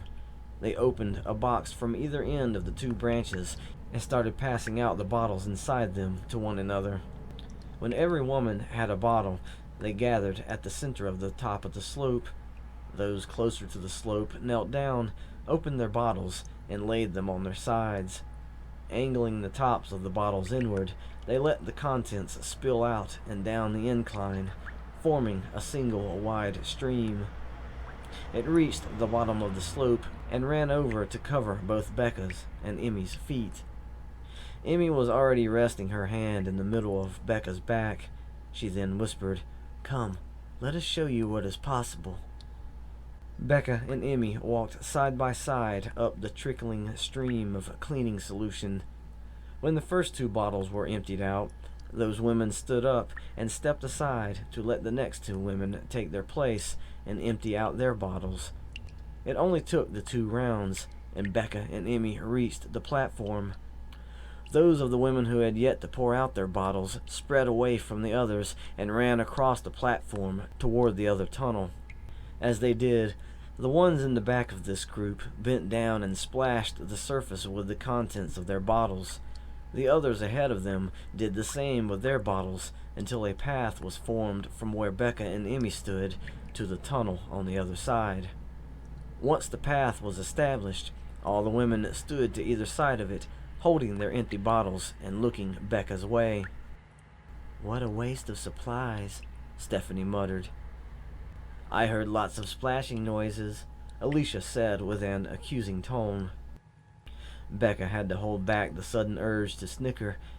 She was distracted from doing so when Emmy stepped ahead of her.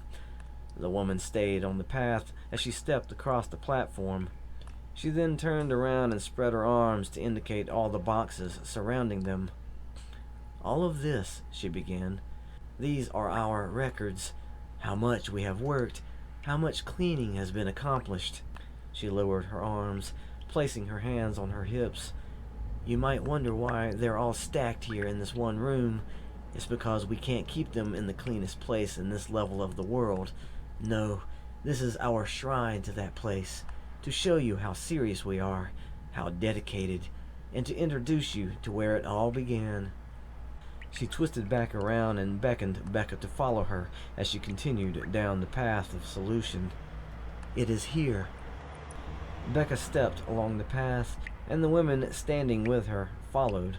When she reached those standing on either side of the path, they too joined the group behind her and crossed the platform toward the tunnel entrance.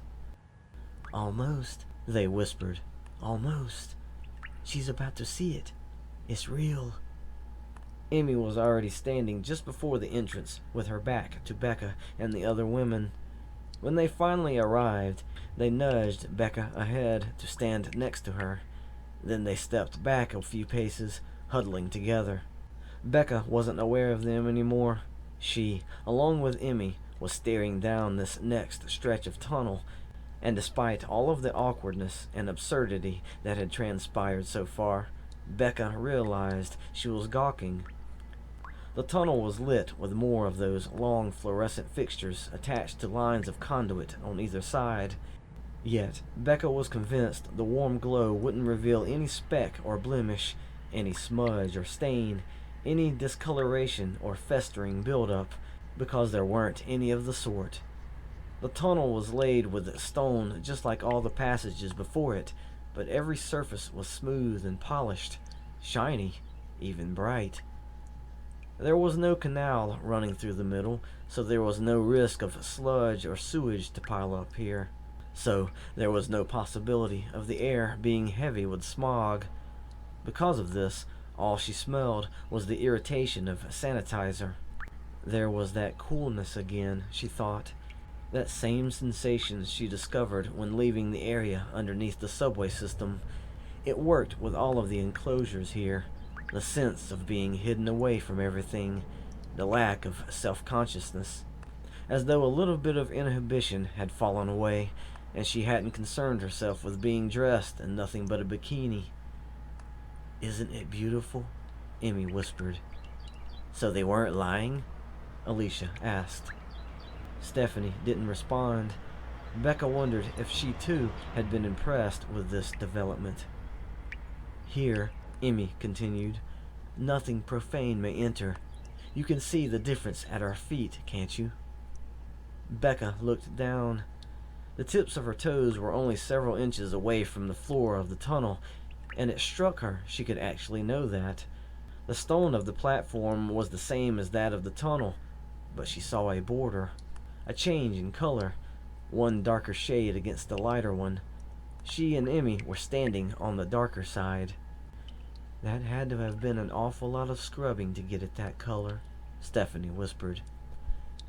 "You might wonder," Emmy said, and Bekka lifted her gaze to find the woman looking at her, "how anyone might travel this way to other parts where we are cleaning, without profaning this purified place." Her grin stretched. "But you have already begun your journey. Your feet have been prepared. So you may step foot here, but..." She reached up and grabbed at the back of her bathing suit top. "Nothing from the dirty levels above may enter." Bekka watched, not believing it at first, but then being proven wrong when Emmy untied the strap of her top and removed it. Now topless, she held that half of her bikini out behind her as though it was some diseased piece of cloth.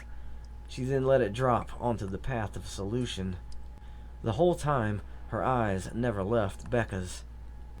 "Wait," Stephanie whispered. "What?" Alicia asked. "What's happening?" Emmy's hands went to the sides of her bikini bottom.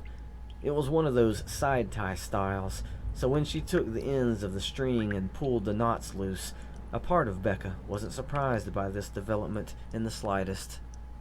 Emmy removed the bottom piece of her bikini and held it out behind her in the same fashion as her top. Then she let it drop onto the solution path. "Oh no," Stephanie muttered. "Oh no, no, no." "What? What's happening?" Alicia gasped. As one of the women behind Emmy rushed over and knelt down before the discarded clothing, Bekka was thankful for another place to look, seeing as Emmy did nothing to cover herself now. The woman gathered up the bikini, holding each piece by the tips of her fingers of either hand, and she walked away from the others. "No, no, no, no, no, no." Stephanie's voice was getting louder in Bekka's head. "What?" Alicia demanded. "What is it?" "You don't have to worry." Emmy grabbed Bekka's attention. "We know you'll eventually require cover for when you go back to the upper levels. As crass as the populace can be, they are not ready for our way of life. Little by little, though, we will reveal things to them. For now, do as I do, and I will see you on the other side." "Oh no," Stephanie groaned. "What is up with you?" Alicia snapped. "I'm sorry," Stephanie whined. "I didn't know. I'm so sorry. I had no idea it would come to this." "Come to what?" Alicia exclaimed. Bekka was suddenly aware of all the women huddled at her back. They touched her shoulders, her arms, her elbows, her lower back, and for a second there, she thought they were about to strip her. Stephanie was whispering to herself now, This is... "You don't have to be shy," one of the women at Bekka's back reassured her. "It's just us girls down here." "Yeah, we've all done it," another woman offered.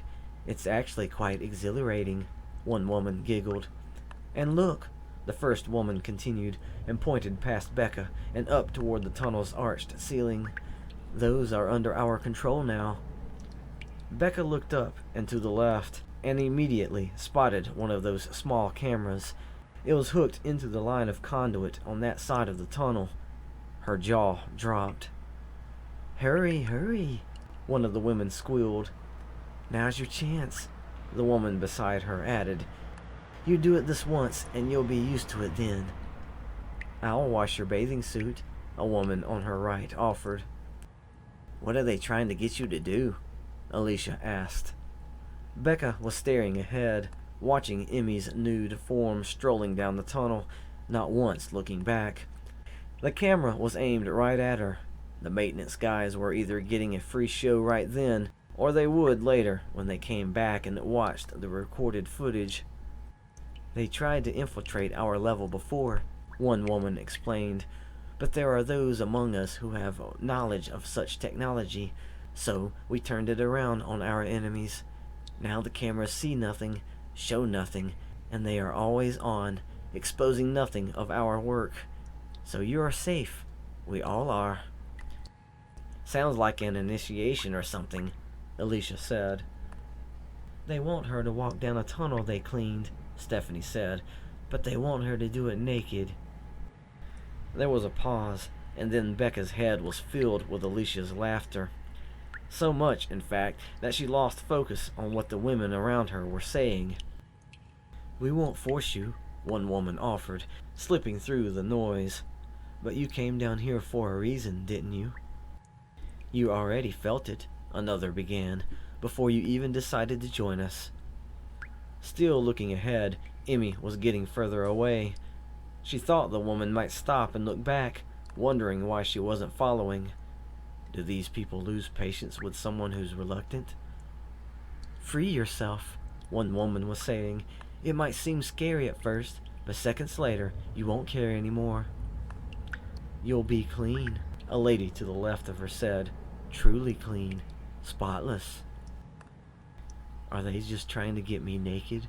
Bekka wondered. Yo, Bekka's guy, Alicia cackled. Tell me you're nearby. Bekka tried to ignore all the encouragement behind her and listened for Alex's response. Yet, he was doing that delayed thing again. It made her wonder if he really did have some vantage point, and his close proximity was what kept him from responding. Would he do that? She wondered. Nah, he didn't seem the type. Sure, he was an awkward recluse, but that didn't make him a degenerate.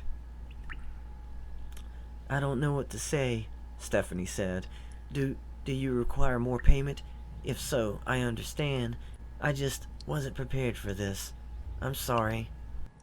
As tempting as that sounds, Alicia began, it's really up to Bekka. She's the one witnessing you. The women behind her continued to shower her with encouragement. Ahead, Emmy had yet to pause in her confident stride. Just remember, Alicia added, even though it's a closed system down there, your face still won't show up on the feed. Really, if Bekka was honest with herself, that was all that had actually concerned her about this. She couldn't hide her face from the people on the subway platform, and down here, yeah, it was really just her and the girls. It's true, she suddenly spoke, and all the women behind her went silent. A moment passed where no one said a word, and then Bekka finished with, I did come down here for a reason. One of the women pressed her hands together, her eyes wide. Bekka took in a deep breath and then let out a long sigh. A couple of the women giggled in whispers. Then she reached up and took the straps of her bikini top and slipped them off her shoulders. One of the women gasped and then put her hand over her mouth. Bekka then reached around and untied the string in the back. Before her top fell, she laid her arm across her chest, catching it. The two strings drooped to either side. She pulled the top from underneath her arm and held it off to the side. I got it, one woman whispered and took it from her. Bekka let that hand rest at her side for a moment while keeping her other arm in place. Almost there, a woman whispered. A shiver went up Bekka's spine, but she did her best to hide her reaction. When she finally brought her hand over to her bikini bottom, she paused when she happened to glance up. Emmy had stopped in the middle of the tunnel, having twisted to the right, pointing that side of her body back the way she came. She was now watching the scene unfold. Bekka frowned. That did not help matters. I am so sorry, Stephanie whispered. Bekka closed her eyes, breathed out through her nose, and then grabbed the thin strap of her bikini bottom. Stretching it away from her hip, she tugged it down. She didn't have to tug it far. Once it had loosened its grip on her, she released it, and it tumbled down her legs to settle around her ankles. There you go, the same woman from before whispered. You did it, one of them squealed. They all reached in and gave her reassuring touches on her back, shoulders, and arms, which she had positioned so as to cover her privates. I've got your bottoms, another woman said, kneeling down behind her. Bekka froze because of where the woman was positioned, but then she picked up her left foot, letting the woman take her bikini bottom. After lifting her right foot, the piece of clothing was gone, and there Bekka was, stark naked in front of a group of strangers. So, Alicia chimed in, do you feel like a pervert? These people are nuts, Stephanie groaned. Okay, one of the women behind Bekka said. Off you go now. She nudged Bekka's shoulder. If anything, Bekka acted in order to distance herself from these weirdos. Keeping her hands in place, she trudged down the tunnel, feeling how dry the floor was under her feet. I'm naked, Bekka reminded herself as she kept walking. I'm totally naked, down in the sewers. How could this get any more ridiculous? It didn't help that Alicia was snickering in her head and wouldn't stop. To make matters worse, Emmy was still waiting just up ahead. Bekka didn't want to be around anybody at this point. She kept mumbling under her breath, "Just keep walking, just keep walking." In between snickers, Alicia said, "That's it. Talk yourself through this." Bekka wanted to roll her eyes, to scoff, to exclaim something, but she couldn't break character. However, she thought she was afforded a little bit of discomfort. She was, after all, a new recruit. With a short distance between them still, Emmy turned around to face her, and Bekka glanced away, though she could see Emmy spread her arms as though she was indicating the arched walls of the tunnel. "It's only here we can walk without having to protect ourselves." She turned her side to Bekka like before, and Bekka looked forward to see Emmy pointing down the tunnel. "Beyond, we are still cleaning, but no place is cleaner than this one." Lowering her hand, she continued, "You must be a little embarrassed as you are now." "Gee, you think?" Bekka scoffed inwardly. "Ha!" Alicia barked. "Nah, she's totally an exhibitionist." Yeah, Bekka thought, as soon as this silly mission was over with, she was gonna strangle her boss. "Your clothing will be returned to you when you reach the places up ahead," Emmy said. And then she forced Bekka to scoff and glance away again when she faced her once more. "But this moment is given to you, so that you can experience how it can all be one day. Though that day is a long way off, we remind ourselves often by coming here." Bekka had arrived where Emmy stood, but decided to walk far to the right of her. Emmy turned to follow her with her eyes. Bekka kept looking ahead, but glanced at the woman every few seconds. They were supposed to walk to the end of this tunnel, right? Why was she just standing there? Bekka didn't want this woman to walk behind her. Since she was the new recruit, she should have been escorted around. Coming to a stop, she looked back at the woman, who just stood in place and smiled. Bekka blinked and glanced down the tunnel. Are we going to the end?" "We are," Emmy answered, and then studied Bekka's hands. "But not like that." Bekka's eyebrows went up. "What?" "You're putting yourself in a cage," Emmy said, nodding at Bekka's hands. Bekka looked down at herself, and then back up. Her arms were still in place. Emmy lifted her arms and stretched them above her head. Bekka glanced away again as the woman arched her lower back, puffing her chest and rear out. Bekka hadn't tried to spot any more cameras, but right now the maintenance guys were totally getting some TNA action.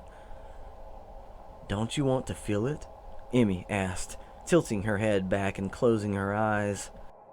Bekka glanced her way and then turned her head to study the lines of conduit on that side of the tunnel. "Can't you smell it?" Emmy asked, remaining in her pose. "The air here is pure. Let it soak into your skin. Enjoy it. You won't find a place like this anywhere else in the city." True enough, Bekka thought, but still. "Be purified," Emmy offered, opening her eyes and then lowering her arms with a satisfied sigh. "It's not only for your body, but your mind also. Take it all in and be purified through and through." Bekka was scowling slightly as she held Emmy's gaze. The woman really was so relaxed like this.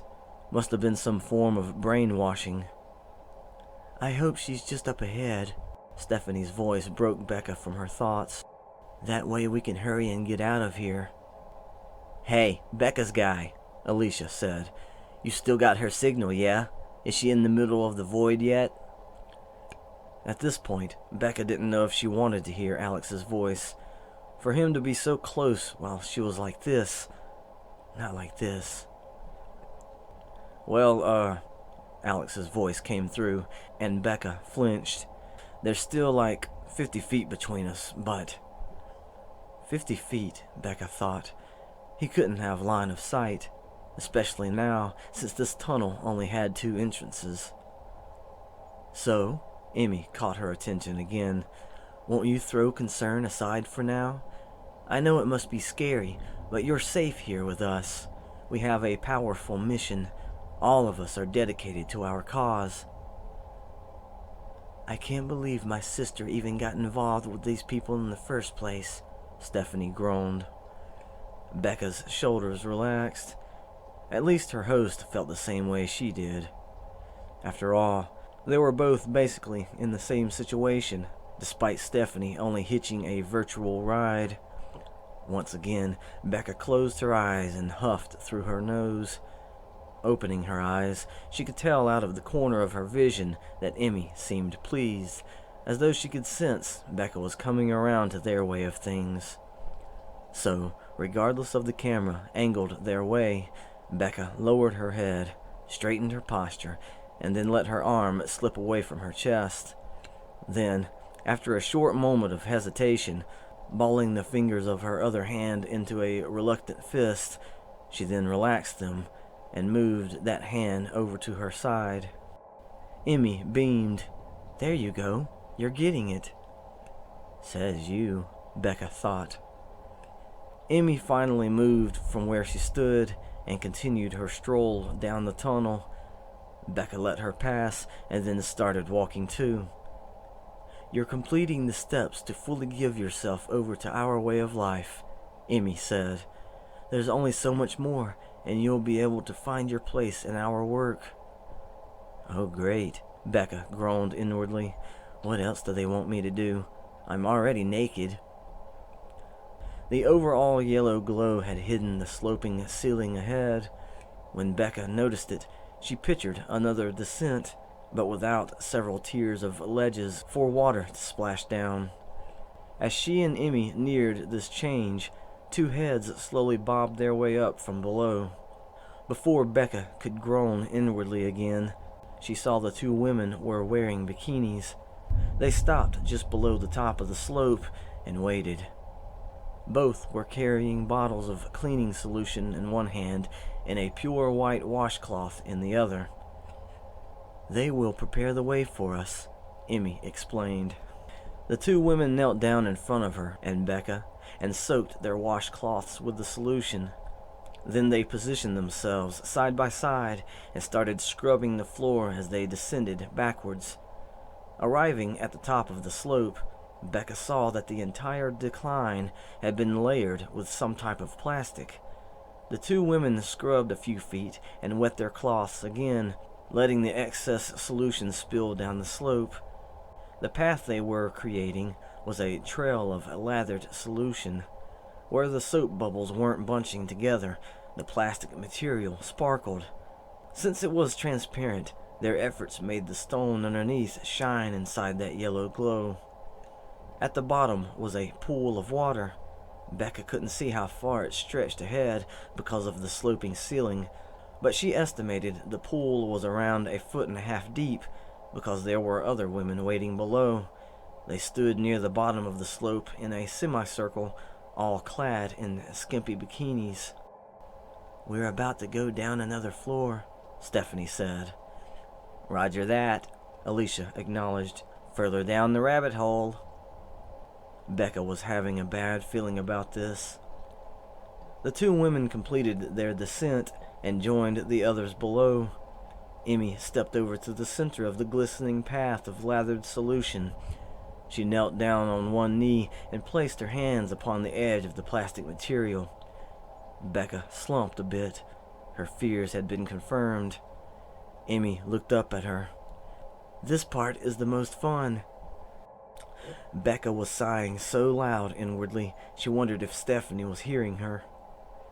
Do as I do, Emmy continued, and pass through the gate. Facing forward, she hunched further and slipped her hands down the lathered plastic just before shooting away from the top of the slope. Bekka watched in disbelief as the naked woman was sliding down the path of solution on her belly. It wasn't until she passed the halfway point that Emmy started giggling.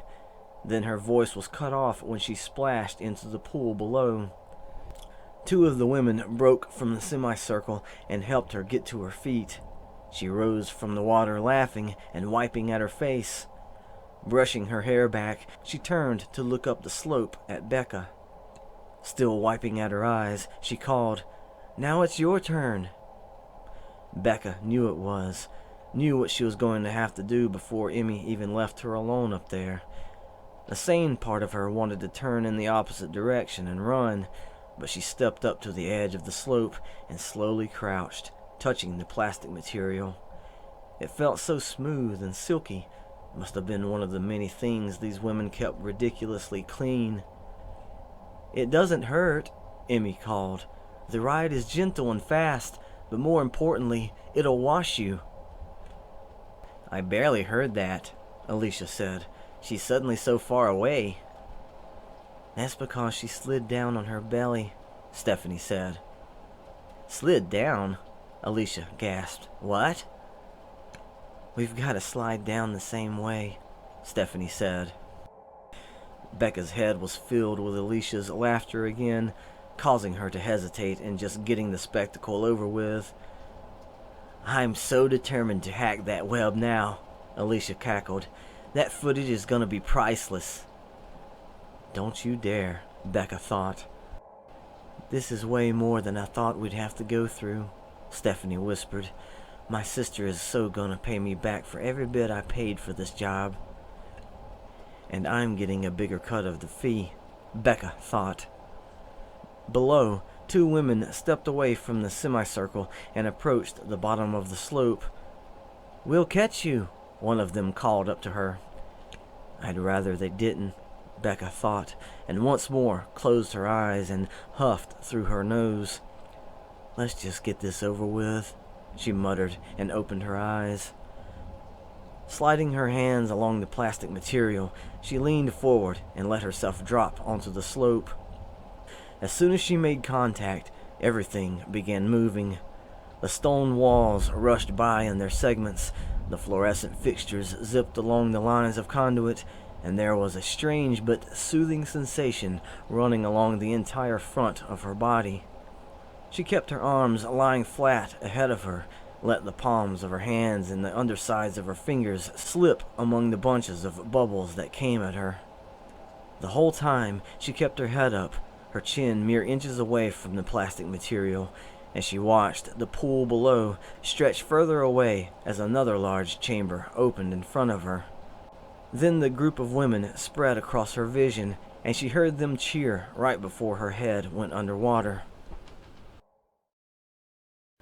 There had been a fear at the last second before she plunged into the pool that her knees would scrape the bottom, but there was enough depth that she slowed to a cushioned halt. A moment passed to where she floated in place, and the only sound she could hear was the churning water all around her. Then her feet touched a solid surface. When she popped up out of the water, there were hands gripping her arms. She didn't want to stand up at first, not forgetting she was naked, and thought of the shallow depths as a cover. Yet the women were pulling her upwards. She stood in a hunched position, letting the excess water drip off her, and she wondered if this really was water, or a whole vat of that cleaning solution. The thought of the latter made her bring her hands to her face. She began wiping at her eyes, her nose, her mouth, and ran her hands through her hair. When she could see, Emmy was standing in front of her. Reaching over, she cupped Bekka's cheeks in her hands. Giggling, she asked, "You okay?" "Was it fun?" Alicia asked. Bekka didn't want to nod or respond in the affirmative, because it would have felt like she was indulging Alicia, so she just blinked her eyes and blew the excess water from underneath her nose. Thankfully, Emmy didn't need an answer. She just laughed and announced, "Now that you have been baptized in the pure water of this level of the world," she took her left hand away from Bekka's cheek and extended it out to the side, "you are now a welcome sister."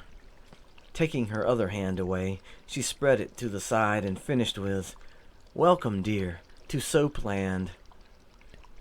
"Wait," Alicia said, as Bekka looked past Emmy and toward the right side of the chamber. "Soapland? Is that what she said?" Stephanie began. Don't think. Yeah, Alicia chuckled. It's possible they don't know what that word means. Bekka's guy, did it say anything about Soapland on that website? Waiting for his response, Bekka studied her surroundings. The chamber was divided down the middle by this pool. Protruding from both side walls were portions of large cylindrical tanks. They were supported by metal frameworks, but Bekka looked past all the usual pipelines and nozzles to notice the hoses running from each of them to the center of the chamber. They dropped over the edge of the pool and dove under the surface of the water. She suddenly felt sick to her stomach. Stephanie began. This place, it's... Pumping station, Bekka huffed. Ooh, Alicia gasped. That gives me something to work with. Let me do some digging. Emmy lowered her arms. That's right. This is this sector's sewage pumping station. We've made it our hub of operations. Extending her hand to Bekka, she offered, Come, let me show you why. Bekka was studying the water around her when she noticed Emmy's offer. Taking her hand, she let Emmy guide her to the edge of the pool. The whole way over, she kept studying the choppy surface. It was dark, but not brackish. She didn't see anything floating in it, and there was that same smell, the irritation of sanitizer. She hoped that meant it was clean. Surely, after going through the cleansing ritual, they wouldn't have wanted to plunge themselves back into dirty water. I see it on the map, Alex stated, and again, Bekka wondered if he somehow had line of sight. She wanted out of the water, but at the same time, she was still thinking of it as cover. The surface had only reached up to her knees, however. You noticed the extra hoses connected to each pump, right? Emmy asked, and climbed up onto the edge of the pool. Her hand was still gripping Bekka's, so when she turned around, she was leaning over and pulling Bekka toward her. The other women were still there in the pool, surrounding Bekka. Together, they helped her step up out of the water. With the excess dripping from their bodies, Emmy and Bekka walked alongside the pool while facing toward the back of the chamber. Behind them, the group of women got out and scurried about in different directions. We've custom-built attachments to each tank, Emmy continued, and when the pumps start running, they siphon our pure water, introducing it to the city's sewage system. She stopped and faced the pool. Bekka stumbled to a halt and faced it with her. Emmy had yet to let go of her hand. This pool used to be an old conveyor line. The equipment has long been taken away, so now we use it as a basin. Or rather, she turned a mischievous grin Bekka's way, our cauldron. We mix our brew in it. By now, I figure you know what the main ingredient is. Our cleaning solution is alive and at work in all of this water. We keep it balanced with the right amount. Whenever the pumps kick in and the brew is sucked out, well, she looked past Bekka and nodded toward the back of the chamber. We opened that door there. Bekka saw it. There were other doors along that back wall, but dead in the center was a large and tall opening. At the moment, it was blocked off by a heavy metal seal. To the right of it, and against the wall, was a console with a big faucet wheel at the top. Beyond it, Emmy continued, is a reservoir full of water. It's not so clean, though. We put a big filter on the back side of that door, which catches all the big debris and stuff from coming in. All the little stuff that makes it through. We ourselves use the nets I'll show you later to clean it up. Then we pour in the measured amount of solution, and the water is purified after a time, ready for when the pumps turn on. That can't be right, Stephanie said. There's no way. Alicia was chuckling. So they really think they cleaned that water? Ha! Bekka was feeling icky all over now. She was only slightly distracted when Alex chuckled in her head and stated, I bet those nets they use are sharp on the other end. The spears? Alicia snickered. You think so? This is actually a fairly recent plan of ours, Emmy said. It's got us all excited. We have to admit, our progress was pretty slow in the early stages. I mean, scrubbing the scum off these surfaces way down here, that takes a lot of time, but we've managed to get things around here looking decent, don't you think? Meanwhile, Bekka was tired of being naked. At the same time, she wanted a shower, a hot shower. She remembered the temperature of the water in that pool had been somewhat cool. It should have been colder. The hint of any heat made her want to gag. She didn't know how much longer she could stay in character. But now, Emmy began, since we finally extended our reach throughout the city, we're speeding things along. Sure, we're only servicing the lower levels of the world right now, but we have to start with the foundation first. Doesn't that make sense? Bekka started to reply, realizing Emmy didn't notice she was covering her privates again. Her voice trailed off before she finished her response. There were so many girls here, and they were all doing the same thing, scrubbing whatever surface they were standing near. Whether it was the large tanks, the pipelines coming from them, the hoses, the walls, and the floors. There were ladders found in random spots against the walls, but no one was using them. Still, none of them were tall enough that the women could reach the ceiling. It wasn't as high as the arched chamber with all the solution boxes, but now that Bekka was studying it, she could have cared less how dirty it might have been. She was, instead, spotting a few cameras. Most were in the corners of the chamber, all angled toward the center so as to not miss out on anything. And there she was, right in the middle, totally naked. She just kept telling herself they couldn't see her face. Alex had saved her in that sense, at least. We got news from our members who are traversing the far corners of these lower levels, Emmy continued. They tell us of our progress. Our brew is touching those defiled places even now. We think about this while we toil away in our humble domain. Regarding Bekka, she added, each new pair of hands we add to our cause takes us forward that much faster. Someday we'll be able to see those new places and find out that they have been prepared for our arrival. This chick is freaking kooky, Alicia gasped. Until then, Emmy continued, we shall work. Would you like to get started? Bekka was still glancing about, studying the faces of each girl, wondering when Stephanie would suddenly blurt out the good news. She didn't notice Emmy looking her up and down. Are you cold? The woman asked. Let's get you some new coverings. After all, even here, it's not as purified as the place where it all began. She took Bekka's hand. Come with me. Looking past her again, her face brightened. Ah, look, there's Sylvia. Bekka turned her head toward the back of the chamber. Sylvia was walking toward them. Beside her was a shorter girl with shoulder-length hair. Both were wearing bikinis. The shorter girl was holding her hands together and out in front of her. Laying in her upturned palms was what Bekka could only assume were other bikinis, what with their various colors.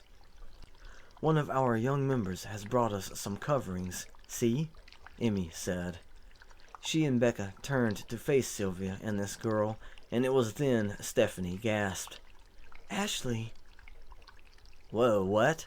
Alicia responded. My sister, Stephanie breathed. That's my sister. It's Ashley. Bekka's shoulders relaxed as Alicia cheered in her head. All right. Target sighted. Bekka's guy, you copy? Tell me you're close enough now. To Bekka's further relief, Alex responded. I'm about 10 seconds away from where I need to be. I'll let you know when I'm ready. Roger that, Alicia said. Bekka, give us a verbal signal when you're ready to do this. Then she added with a snicker, which shouldn't be too long, right? Bekka knew when she was going to be ready. When Stephanie's sister, Ashley, extended the handful of clothing for her to take, Bekka reached over with her right hand while keeping her left hand over her groin. Picking out the two pieces that matched, she immediately started putting them on. "As soon as you're covered," Sylvia began, "little Ashley here can show you where to start." Her attention down at the bottom piece she was putting on, Bekka just responded with, "Uh-huh." "We keep our washcloths in a separate room," Sylvia continued, "all to themselves." "Uh-huh," Bekka said, slipping the bottom piece in place, feeling the immediate gratification of being covered down there. "Oh, and we're not assigned our own washcloths or anything," Sylvia reassured her. "We have ladies who take care of cleaning them after you're finished. Supplies are just there when you need them." "Uh-huh," Bekka responded as she finally covered her breast with the front part of the bikini top. Reaching around, she started to tie it in the back. 2 seconds, Alex stated in her head. "But before all of that," Sylvia said and turned to Ashley, "would you show her where the bunk beds are?" When Ashley nodded, Sylvia returned to Bekka and continued, "Oh, and you don't have to worry. The dorm, as we call it, might not be as clean as the original room, but it's pretty close. We wanted to pay special attention there. Well, I guess you could understand why." She giggled. "Uh-huh," Bekka said, and finished tying her bikini top in place. "I'm ready," Alex said. "Sweet," Alicia said. "Bekka?" Bekka dropped her hands at her sides and leveled her gaze with a quick huff. Glancing from Sylvia to Ashley, she smirked and said, "Now." Sylvia beamed. "Ah, yes, right now." Something crashed, drawing everyone's attention to the right side of the chamber. One of the doors between two of the large tanks flew open, and a man dressed in all black, including a long coat and a mask covering his whole head, save for his eyes, came running out. He stopped and spread his arms wide and shouted, "Glucophage!" Bekka was arching an eyebrow when she heard a series of high-pitched beeps. She thought they had all sounded at the same time, and what she was hearing were the echoes off the chamber's walls. The cameras, she thought, and then her vision blurred. Or was it the light? That yellow, warm light suddenly clouded with moisture, so quick and fast she actually thought it was choking away the air, because she felt she was being pushed from where she was standing. It wasn't a force against her whole body, but she felt top-heavy. Everything was numb, save for what she kept in her head, and just as her knees buckled, the sensation of falling backward was instantly reversed. Being thrown forward, as though someone shoved the back of her head, she wanted to reach out and catch herself, but she couldn't feel her arms. She could still feel her head, however. It was the weirdest thing. Being able to turn her head was all that was available, and so she did. As she dropped, the women around her were doing the same thing, all at the same speed, the same way, like one big wave had brushed up against them, and they were being carried by it. Strange, she thought, but it kind of looked like the room was the thing that was moving, and she and the other girls were frozen in place. But as she studied their faces, she thought all of their eyes had rolled back.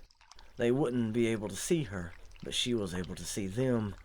How come her eyes weren't rolling back like theirs? Must have been because of what Alex gave her.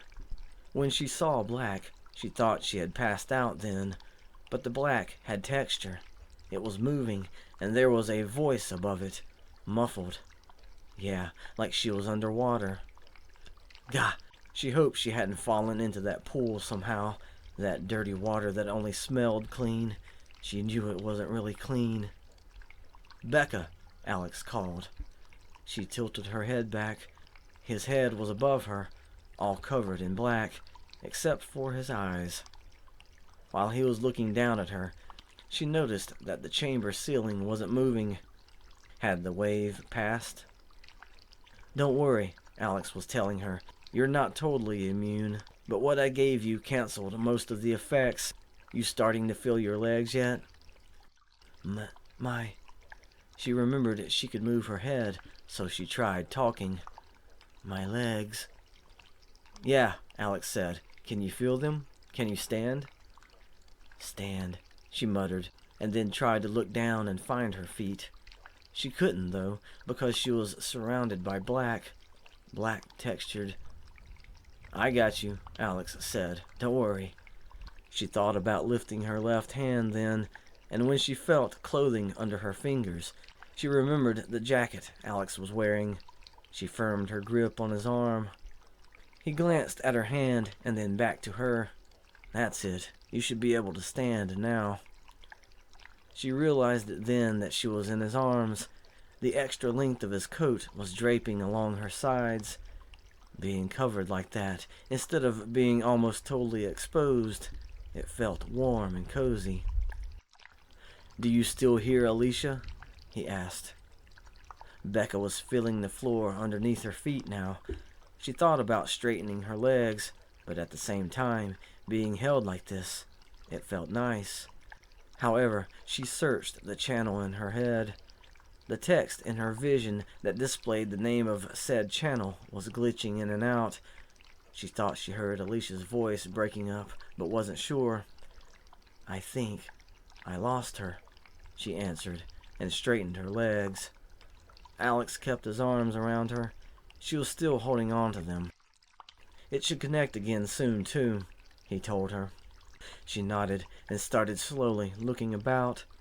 All around them, women in bikinis were sprawled out along the floor. The first thought that came to her was, must have been some party. She wanted to snicker at the idea, but then felt Alex's arms loosen around her. Turning her focus back to him, she asked, So, it worked? It was a dumb question, but she felt like she had to ask it for whatever reason. Yeah, Alex answered, but we don't have much time. Let's grab her and go. Which girl is it? He pulled one arm away and twisted around to target the two girls that had once been standing in front of her. I'm guessing it's the younger girl, right? He nodded down at Ashley. Bekka looked at her. It was like she just chose to lay down right there and go to sleep. Her knees were slightly bent, and her body was curled inward. Her head, however, had bucked backward at the last second. Some of her shoulder-length hair was covering her face. The rest was fanned out along the floor. Bekka nodded. Yeah, that's her. Cool, Alex said. Turning to Bekka, he asked, You're okay now? Bekka nodded again. I can stand. I'm just... She snorted and swept her hand through her hair. A little sluggish. Alex chuckled. It'll wear off. Then he slipped away from her and knelt down in front of Ashley.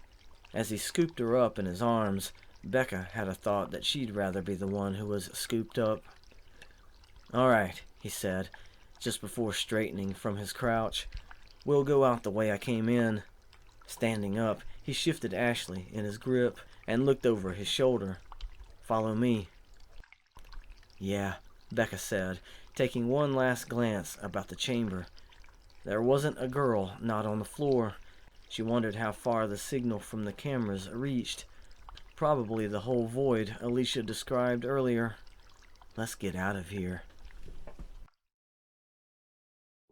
Heh, Alex chuckled as they hurried down a narrow corridor. I wonder if the guys watching the footage will be jealous. The room behind them had been a private maintenance area attached to the main chamber. Taking up most of the space was one of the large tanks. Just a portion of it was visible before, but the rest of it was housed there with only so much room above it, around it, and underneath it. I mean, Alex continued, not only did I snag one girl, but I got another one to follow me out. After that, they had to climb a set of stairs and go through a door that Alex had left ajar. The network of pipes extending from that one tank was anchored to the wall on the right. Bekka was grinning at Alex's statement while she heard water trickling through some of them. Along the way, she happened to spot something that jogged her memory from several minutes ago. It was one of those symbols or whatever that Alex said had been spray painted on the walls. This one was on one of the bigger pipes. Her grin stretched when she remembered how he had described it. He was right on the money. After the corridor made a turn to the left and then back to the right, Alex brought them to a T-junction. "Okay," he said, pausing as he glanced to the right. "I came from that way, so now," he looked to the left, "we go this way."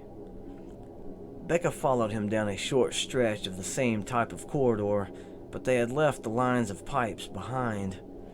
Noticing that Alex glanced at something along the left wall, she spotted what it was he saw when she passed by it.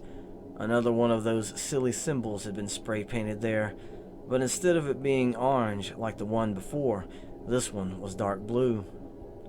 Ahead, at the end of this unlit nook, was a door with a square window near the top. They could see a light source shining through it from the other side. Alex turned sideways, pointing Ashley's head toward Bekka while using his shoulder to push the door open. The light from the next room was almost a blast against Bekka's eyes. Gone was the warm yellow glow, replaced by the cold, indifferent off-white of these fluorescents. It was a small space, however. To the left was a ladder leading up. To the right were the doors to an elevator. Bekka tilted her head back to look straight up. She had to catch herself from teetering backward when seeing the dizzying expanse above. "Yeah," Alex said, drawing her attention, "we're definitely taking the elevator." Turning away, he approached that side of the shaft. "Mind hitting the button for me?" "Oh," Bekka said, and stumbled past him. "Sure." She jutted her arm out, and her hand ended up splatting against the only button available on the panel. She paused there to brace herself for a moment. "Eh," Alex chuckled. "Nice shot." Bekka snorted and shoved herself away to attempt to stand upright.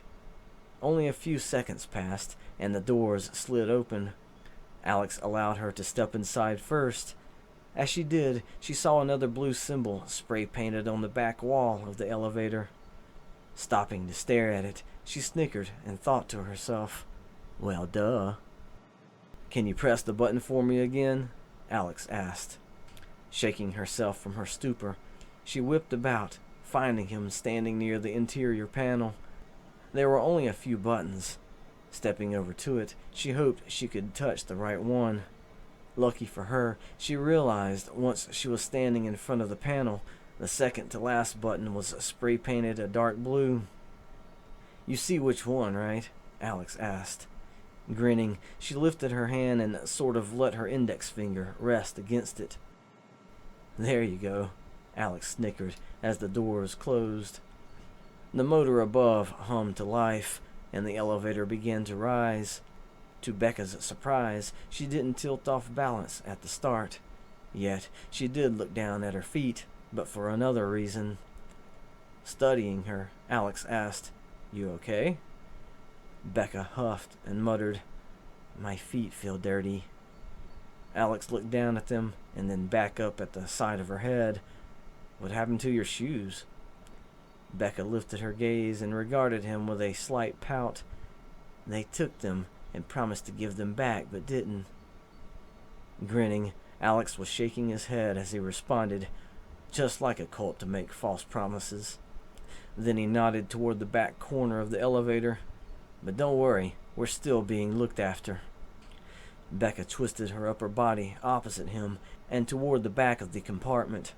There, tucked away and aimed right at her, was another one of those small cameras. As she stared into it, Alex said, "Even though you only received about a fourth of the effects from the signal, my nanomachines should still be hiding your face." She slowly turned back around to look at him. "So yeah," he added, "you're still anonymous." Bekka blinked and then whimpered, "I'm not an exhibitionist, I promise." Alex chuckled. "I believe you." Just as they were nearing their destination, they picked up on the sounds of roaring subway lines. The elevator slowed and then bumped to a halt. They couldn't hear if there was a ding or not, because one of the subways was rushing by several feet out. Alex didn't have to raise his voice so Bekka could hear him, because he was still inside her head. "We'll be all right." There's a ledge along the side that the maintenance guys use. It's perfectly safe." Then he actually lowered his voice when saying, "Uh-oh." Bekka looked his way. He was watching Ashley's face. Apparently she had shifted in his arms. Bekka hadn't caught the movement, but at the moment, Ashley was being still. Alex's gaze lingered on her a few seconds more, and then he looked at Bekka. Subway must have spooked her. We should hurry. Bekka stepped out onto the ledge, running alongside the subway track. A few more cars sped by, and then they were exposed to the dwindling roar as the subway trailed off into the distance and around a wide curve. Left in its wake was the gritty gusts. Bekka stood in place, folding her arms against herself and bunching her shoulders. Alex stepped out of the elevator and headed to the left in the direction the subway had gone. Searching the wall just past the elevator doors, he nodded toward another blue spray-painted symbol. "Yep," he said, and turned to face Bekka. "This is the last one, so we should be out of their web now. Alicia's connection will be back in a few seconds, I bet." "Actually," Alicia's voice sounded through Bekka's head again, "I'm looking at you guys right now. What have you got there, Bekka's guy?" Both Bekka and Alex were looking up, searching for a security camera. "Right across from you guys," Alicia said, "and in your direction, Bekka's guy." They narrowed their search in the direction the subway went. "Right now," Alicia continued, "you just got me. Your host got kicked out. Looks like we found another way they can lose connection with our witnesses. Adding it to the list once we get an idea of what kind of signal that was." "Well," Alex began, "I might not know that much yet. I mean, the website wasn't going to explain it, but I think I got the gist of how it moves." "How it moves?" Alicia questioned. "Yeah," Alex answered, facing the wall and kneeling down. "I watched it happen in real time." He placed Ashley down and positioned her so that she was reclining against the wall. "I saw 2 stages." "Two?" Alicia asked. Alex made sure Ashley wouldn't tip over and then stood up. Approaching Bekka, he was removing his long coat as he continued. "Like a bomb going off. First it goes outward, then it rushes back inward. Get what I'm saying?" With his coat removed, he slipped it over Bekka's shoulders. "The speed is the kicker," he said, standing in front of her, bringing the 2 ends of the collar together. Bekka had kept her arms folded against her. Now she felt like she was being swaddled in a thick blanket. She kept eye contact with him as he made sure she was totally covered up. "It's calibrated to move at the right interval," he continued, "hitting the cultists with 2 different blows, and that's what knocks them out." "So, a group of maintenance guys have a sonic weapon, is what you're telling me," Alicia said. As Alex pulled the mask from his head, his goatee fell into place, and Bekka spotted the beads woven into them. She couldn't see the ponytail she expected him to have trailing off from the back of his faux hawk, but she assumed the 3rd bead was there. "That's my guess," he said, and rested his hands on the sides of her shoulders. She had tucked her chin down underneath the top of the collar of his coat, but she made sure to keep her eyes locked with his, and she was pleased he hadn't looked away either. "But a mild one," he continued, "nothing military grade. Probably had to mess around with their frequencies until they found the right ones, not to cause any permanent damage, just to knock the women out for a little bit." "My," Alicia snorted, "how considerate of them." Alex shrugged. "Yeah, well, not like you could convince them with logic, right?" Bekka snickered at that statement, and he grinned. "Ha!" Alicia barked. "You got me there. So, I'm guessing this is mission accomplished, right? Nothing left but the home stretch?" "Yeah," Alex said and looked over at Ashley. "As soon as we get topside, I'll take us to where I parked my car." Bekka looked over at the girl too. "Are you still connected with Stephanie?" she asked. "Yeah, never lost contact with her," Alicia answered. "She's just worried about her sister." "Tell her we're about to head to the residence she specified," Bekka said. "Roger that," Alicia acknowledged. "I'll let her know. Oh, and I'm guessing the girl is gonna wake up soon, so I'll get you hooked up with your host again. If not for anything else but to be able to lay eyes on her sister. She might even want to tell her something, but who knows how good that'll go. Her brain's already been fried from nonsense. Poor girl doesn't need another crisis of identity. And from breathing sanitizer fumes all the time," Bekka offered. Alex chuckled and then looked in the opposite direction. Bekka looked that way as well. They heard another subway approaching. This section of the tunnel was dimly lit, but when the lights of the subway swept across the opposite wall and aimed straight ahead, Bekka and Alex squinted. "Anyway," Alicia said, when the roar of the wheels on the tracks began to swell, "I'm guessing you got away to topside, so I'll leave you to it." The squeal of metal thundered down the tunnel, and already they were feeling the blast of gritty air being pushed ahead of the subway. Alex drew closer to Bekka and ended up wrapping her in his arms. Her cheeks flushed. As if by reflex, she tucked more of her face into the collar of his coat. Then she closed her eyes and thought of his body heat while the lukewarm air pressed into them both. When the subway reached them, they huddled their faces together and rode out the quakes under their feet and the squall that threatened their ears. Bekka could have lost herself in every bit of it, but then she remembered Ashley. Turning her head just enough to open her left eye, she unfolded her arms from against her and pressed her right hand into Alex's chest. Opening his eyes to see that she was looking to the side, he put the back of his head into the winds and looked as well. The girl, Ashley, was awake, though her eyelids were still heavy, despite the overwhelming sensory dump from the speeding subway only feet away. Her hair kept blowing in her face, but she chose to bring her legs in closer and wrap her arms around them.